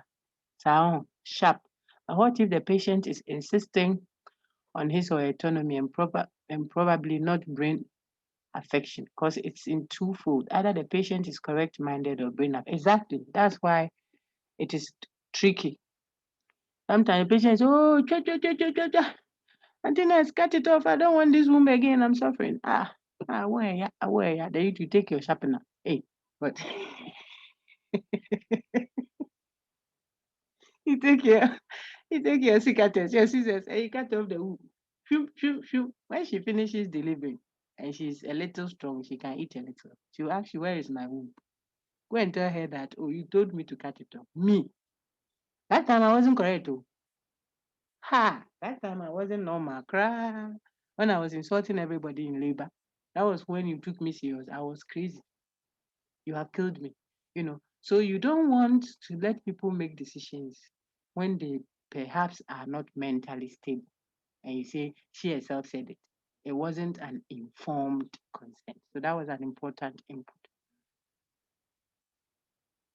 Okay. So, yeah, how will a patient in a critical condition ask for his or her autonomy? You say in a critical condition. What if the patient is not in a critical condition? That is the issue. And who determines what condition is critical? Did the patient come with any other person? Does the patient have something you can rely on? You should make an effort to get their view. If you can't, then you may want to let beneficence also overrule the others. So now I get to Jessica Drake's question. I know he can't, hence the physician must obey the fundamental principle so that he doesn't find himself wanting. Okay. Obin says no, but please, what if there's no relatives there? That's the question. I think we have engaged all of this. Sometimes even the relatives there cry. They are the suspects. I'm telling you. So that aspect is also there. The person just put some poison. Oh, check. The old man is not dying. This man should die so we can get our property. I mean, 96. Yeah, 96 is still there. Oh, so some bad brothers and sisters will say, let's help grandpa go quickly so that we can have a say. I want to marry, I want to marry. I need the property. The house at so and so place like this. If I marry and I live there with my lady, everybody will know that I'm a Asimesi's grandson. So they are in a hurry to push you away. That's why I said that suggestion we make in our contribution there is an option given our communal orientation as Africans. But it doesn't mean it's a perfect response. Sure. You don't know how some stepmothers want the father dead quickly so that her children will take the property before the other woman's children grow up. You don't know. They are relatives. Sometimes the father himself will tell you, please, my children, when they come here, if I'm in a bad situation, it is only this my daughter. Sometimes even the house girl that should sign the things that are put here. If she comes and she says, let me die, take her word, not my wife's word. And this is multimillionaire man will tell you that. Okay. So I agree with you that sometimes there are no relatives. And even if there are relatives there, sometimes the discretion of the doctor comes to play. We are just looking at all the various perspectives. Then now when you are in the actual situation, you are making a decision, you make an informed one. That you are rich, you are deep. You're not just dealing with peripherals. He's dying. Please, give him blood. Give him blood. I say, I don't take blood. I say, oh, we don't care about your taking on. Hey, you don't do that. You might rather kill the person. But maybe that is maybe that is what the person has used to secure his wealth. If you give him blood, you kill him. You think you are going to save him. Do you know? Okay. If he says so, then what is then an informed consent? You have reacted to that. No. So what if the patient dies and his or her family blames you, the physician? They do always, especially when you didn't seek their consent. Remember the discussion? I think I recorded that for you and sent to you. Grace brought it up, and then Gipsy City Campus reacted. That's the controversy exactly. I think I have touched on all of them. Doc, what if she lives alone and she was brought to the I even used the scenario if I found a person by the roadside, maybe he or she was knocked down by another car, they didn't mind him. So you get there, you do the good Samaritan thing, carry the person there, but you also have to get home quickly and take care of other matters. Maybe your own nifidipine, you have to go home and take it before it's that. So you just leave the patient with the hospital and you go. You haven't done anything to them and you go. What would the hospital do? They don't have any information on the patient. They don't know who he is, whether he's what. They are now going to conduct labs to see what they can give to that patient.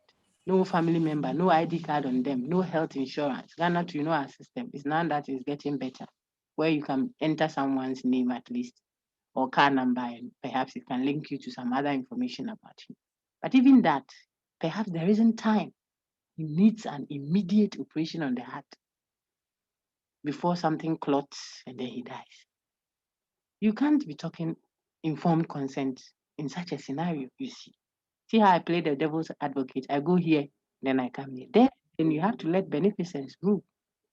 Let the person come up alive. When they come and they are talking their grammar, tell them when you came here, you couldn't talk grammar. Now you have math to talk.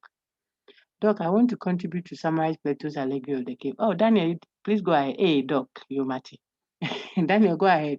When I finish reading the other comments, then you can summarize Plato's allegory of the cave for us. Doc, what if she lives alone? I've answered that sometimes all these problems of the wrong consent view arises because of an effective language to be communicated to the patient. Yes, I agree. If they don't hear you, effective need not necessarily be say speaking in Ga or tree for the person to hear. Sometimes even the English, it should be simple, accessible English, plain. Don't be technical about it, so that the person will hear you. Once it is obstetrics, and see, we have to make sure that we fix the, obstetrical. Then they know I can be brave, and the patient looks at you and is so convinced. Yeah, the doctor knows what he's saying. Yeah. Oh, doc, do it. Say now it means we'll remove one of your left eye and put it at your back and remove the back and put here. When they do it for you, say, hey, is this what that thing you meant by the obstetrical, whatever? Is that it? I don't like. They are going to sue the doctor.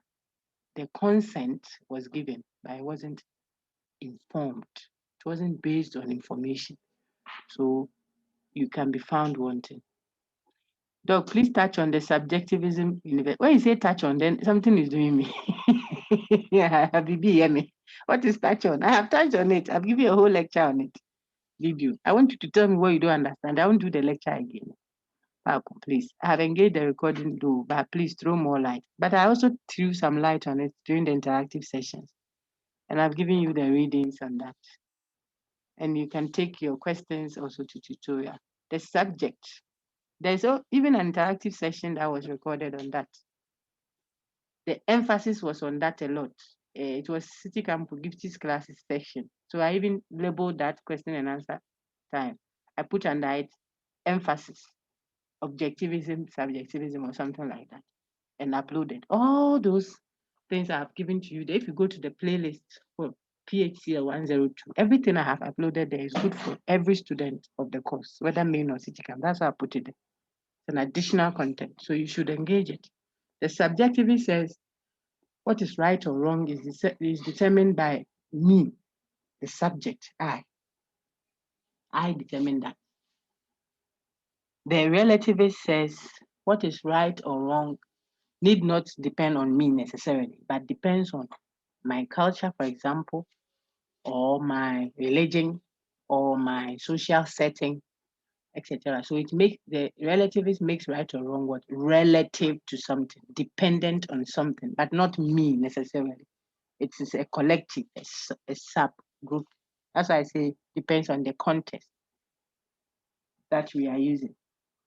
Says the relative. The universalist says what is right or wrong is measured by universal standards that transcend cultures, transcend persons, etc., etc. Okay. There are critiques against both. Now, the relativist bit is where there's some technicality there. You shouldn't think of relativism as necessarily just describing differences in culture. It is ethical relativism that raises the problem, not cultural relative. We say cultures are relative. We haven't said anything that anyone would disagree with. Everyone agrees. Even the universalist agrees that cultures are different. So that is not problematic. It is when you say what is right or wrong should be determined by cultural difference. We are saying something else. We are talking the relativity of ethics or morality. We are saying what is morally right or wrong should be determined by cultures or religions or societies, language, etc. That is problematic.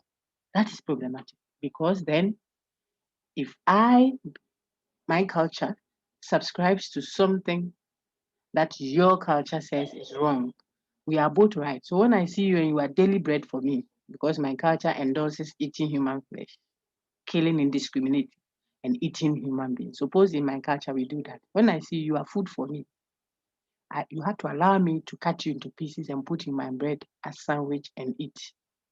But your culture says that is wrong. So if we allow morality to be determined by cultural differences, we will have a challenge. You see that? That is why we may be doing things differently, but when it comes to the judgment of it, whether it is right or wrong, we cannot say it is also relative. So there can be cultural differences. That is just a description of what is there. But the rightness or wrongness of what we are doing culturally cannot be relative. So that one is not just culture, this what moral relativism. That's the distinction I make in the text for you. Then there is emotivism also. The one that says, no, no, no, as for right and wrong, it is not even a matter of fact. You are not stating anything, just feelings.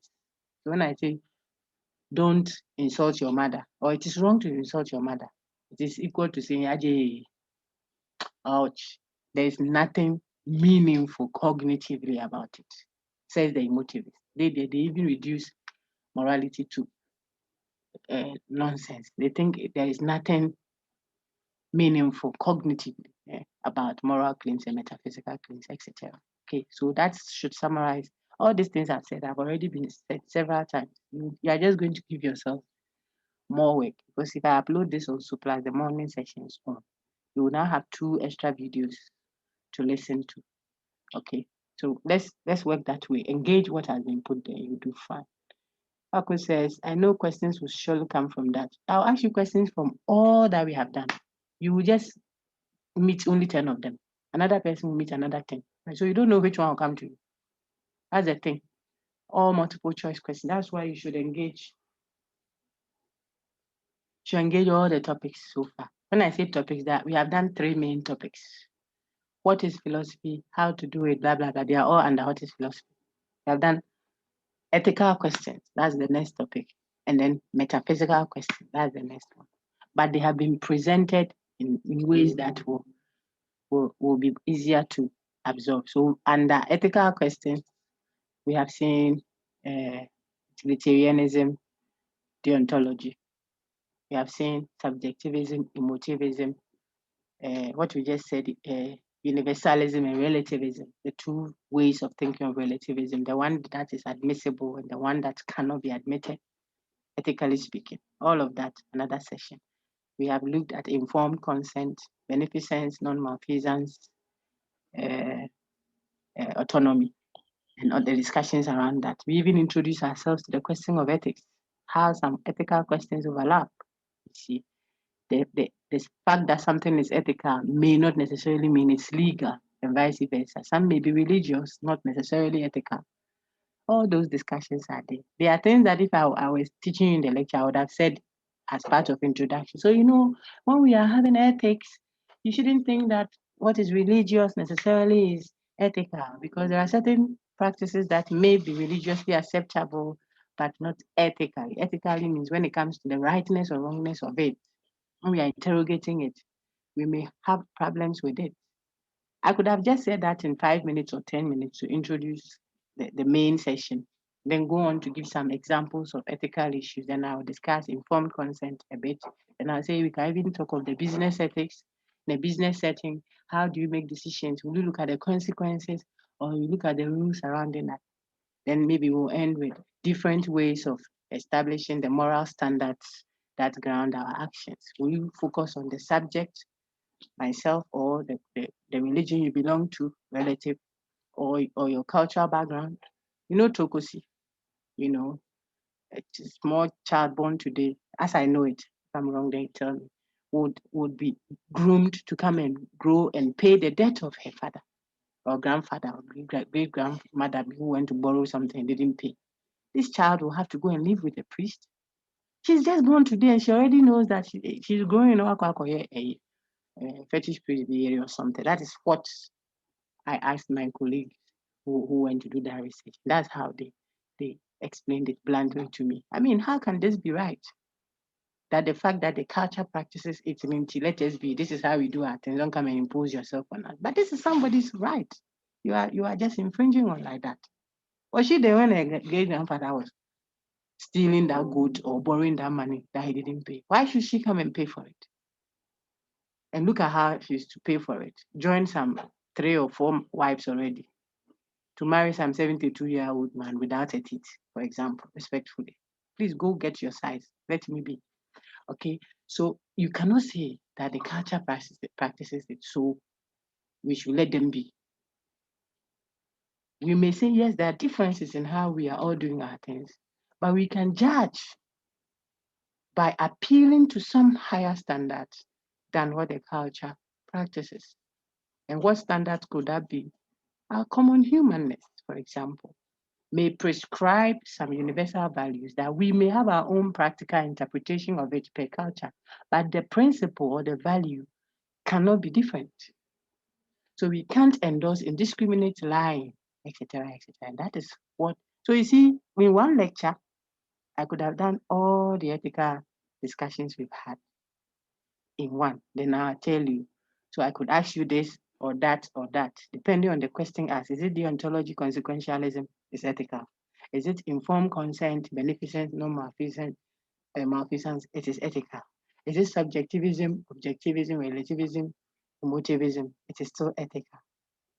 Then, excuse me, why do we consider all these questions ethical? You must know what philosophy is, which branch we are dealing with. The question of the good, question of bad, right, wrong. All of this is one topic, just presented differently to help your understanding. And then when you want to ask questions, then you have a focus. Then the next main topic after the first two is what? Metaphysics or metaphysical questions. And we have looked at 2 instances of metaphysical excuse me, metaphysical questions. Plato's allegory of the cave, where he's dealing with what is real versus what appears to be real. And then Ortega's emphasis that man or human beings have no fixed essence prior to their existence. There is nothing that man is prior to his existence. If he is anything, if we define anyone essentially, it is based on what he or she has been able to do with what he or she was given. These are the so I have just walked you through the whole course like that. And so if I say I ask you questions on everything we've done so far, the 3 main topics we have engaged and its sub presentations, all will come. And dear friends, okay. So I know questions will surely guess. Assuming sending an elder person is a culture in US that they all practice. A universal thing when the person comes to Ghana, where it's not practiced. Okay, I think that if I get in another answer, all cultures will greet. Greeting will be universal. But whereas some will lie prostrate, they will lie flat to greet the elderly, say in the north. Some will hit their chest to show respect. Some will shake hands. Some will salute. I mean, in certain places, even if you are wearing your cap and the earphone is in your ears and you say, oh, hi, daddy, and you go, it's okay. There's nothing wrong with that. You can't do that when you go and stand before Otumfo or the garment. They go and stand there and say, "Hi, man, what's up?" Can you pass? You will see something. But they are all greetings. So the point is there is a universal principle, which is what we all greet, we all bury the dead, we all eat. What we eat, though, will vary from person to person. So there will be differences. But the essence is that there is a universality. We all have respect for the dead. But some people respect their dead so much that they will bury the dead. Others respect the dead so much that they will burn the body and spread it across nice places on earth. We had a lecturer colleague from some place that visited our department. Later on, he had to leave, but he sent us a message that finally the soul of his beautiful mother has passed, and so he has the ashes and he will drop at places. So it is like a ceremony for him. So he's telling us when it's time we can join him. I don't know if he's online or something. He will drop some of the ashes here and drop some in some river body somewhere, and telling us the places that, in other words, the respect he has for his mother is what burning the dead person and having the ash spread at different interesting places that the mother loved. That for him is respecting the dead. It's different from how you and I to respect our utumfo or something like a chief that is passed on. Sometimes we don't bury them immediately. You see. So I'm answering your question now. That dog. Like the question I'm asking. Just a minute. Hold on. I want to finish because the question the person has asked is important. Yeah, I'm the same person. Yeah. You want to? Yeah. Yeah. The question is that assuming sending an elderly person is a cancer. I read it too. I read your question. Yes. You want to say that? See, you want to say that in certain contexts, sending the elderly is accepted. Yes. In another place, it is not accepted. And I'm agreeing with you. Okay, I'm agreeing with you that how we present the particular thing, it will be different from culture to culture. I mean, we eat fufu and soup here.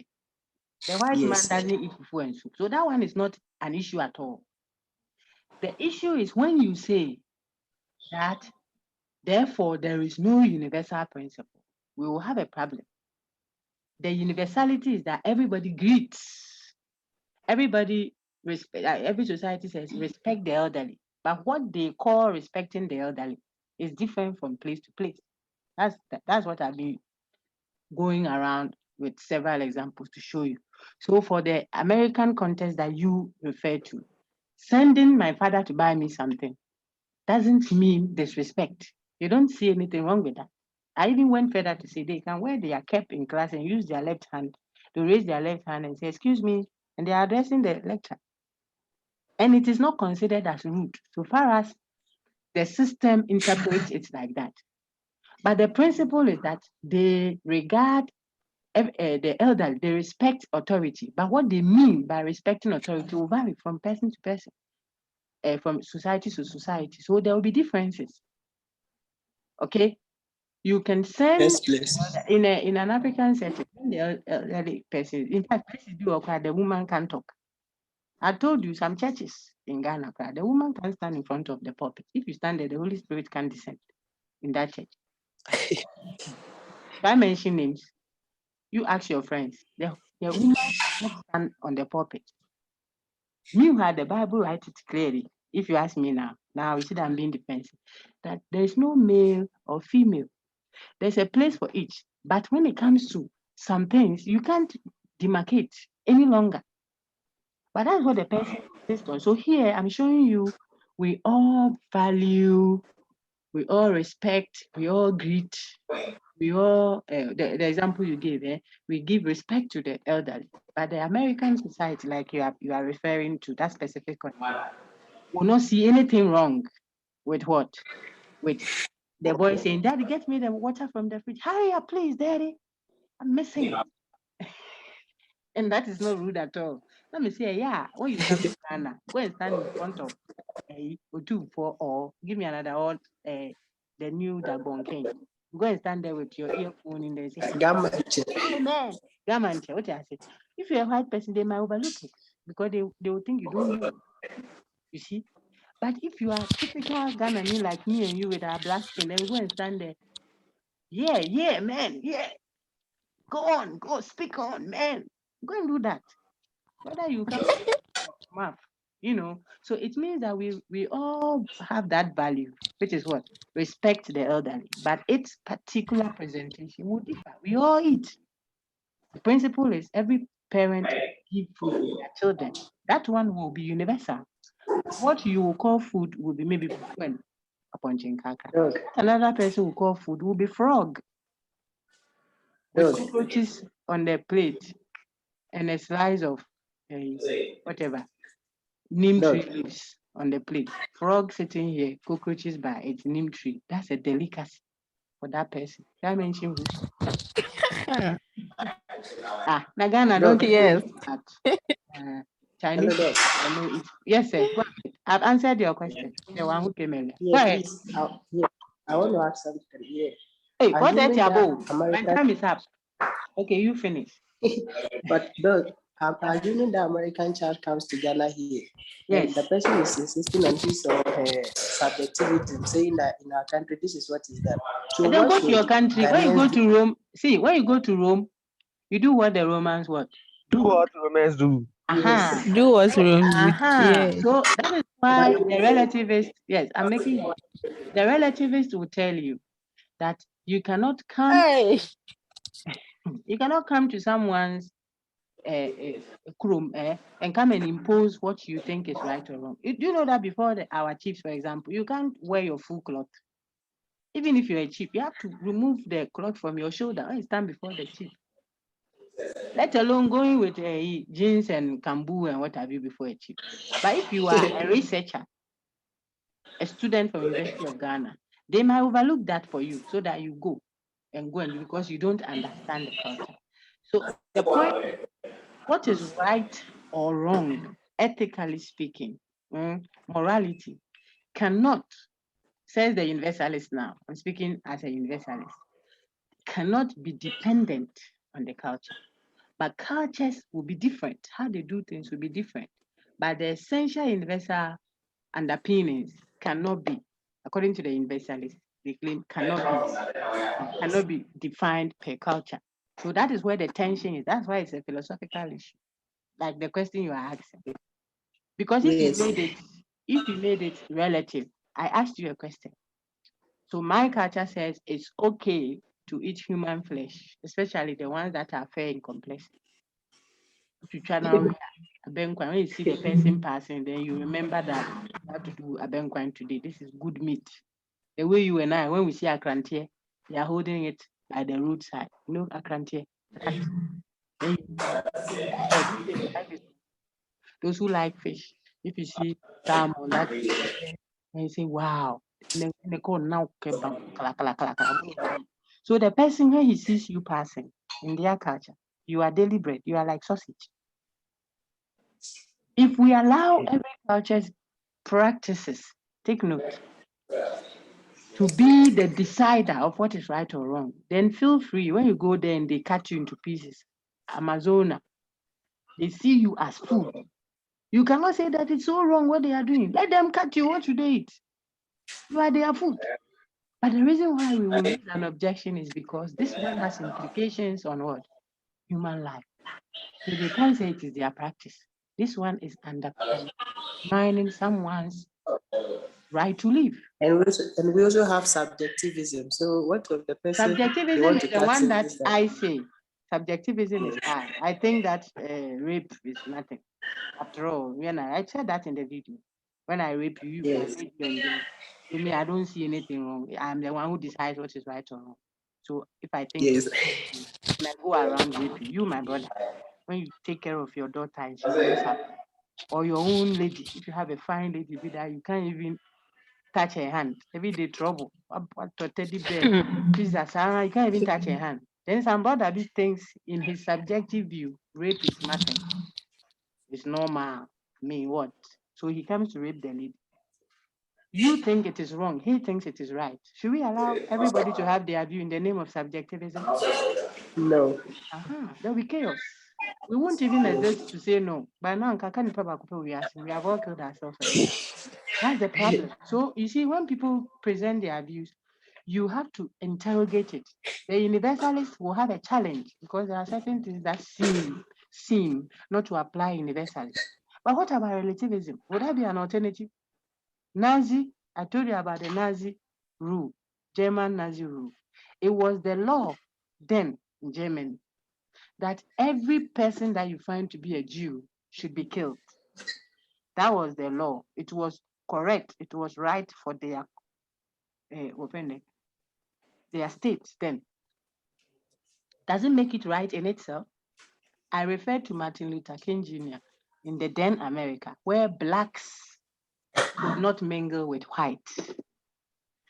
When it comes to schools, there were black schools, there were black churches, even the playing field, school park, there were places designated no blacks. Blacks were seen as like some poisonous dog with rabies, kind of. Even church, there were black churches. The blacks can go and sweep and set the place in order. But when they finish, they have to leave. Oh. Otherwise, Holy Spirit cannot come. My point is, if relativism is true, then that society was right all this while. They should be allowed to do what they are doing. It is how they do their things. It can't be so. So you have to watch the implications of the view. When it looks so nice to you, slow down and check. If we say that is how they do it, so it is correct, it is right, we are interrogating the ethics of it. We are not just describing what everybody is doing. If I'm a father and I rear my children and I want to chop some, respectfully, this one to what about that? It's my home. But the reason why that would be problematic is because it has implications. So you cannot have your view of what is right and my view of what is right. That seems to be the very strong argument that the universalist makes. And we know that he will have his or her own challenges, but it may be more defensible than pursuing and practical than pursuing emotivism and the rest. My dear friends, now I have to go and eat. So if you still have more questions, and I think you may have them, send them to me. I will work on your videos. Hopefully, pray for strength for me. I'll work on your videos for the next topics and then upload them for you there so that you can engage them until hopefully we meet next week. Have a wonderful week. Thank you very much. And stay safe. Till later. Bye. Same to you. Bye. Hey, there was a hand up, Nana Messiah Jordan. Nana, did I sort you out? Yeah, I'm the one speaking. Sorry. Oh, okay, Nana. You take care, everyone. Bye. Bye. Bye. Bye. Bye. Bye. Bye. Bye. Bye. Bye.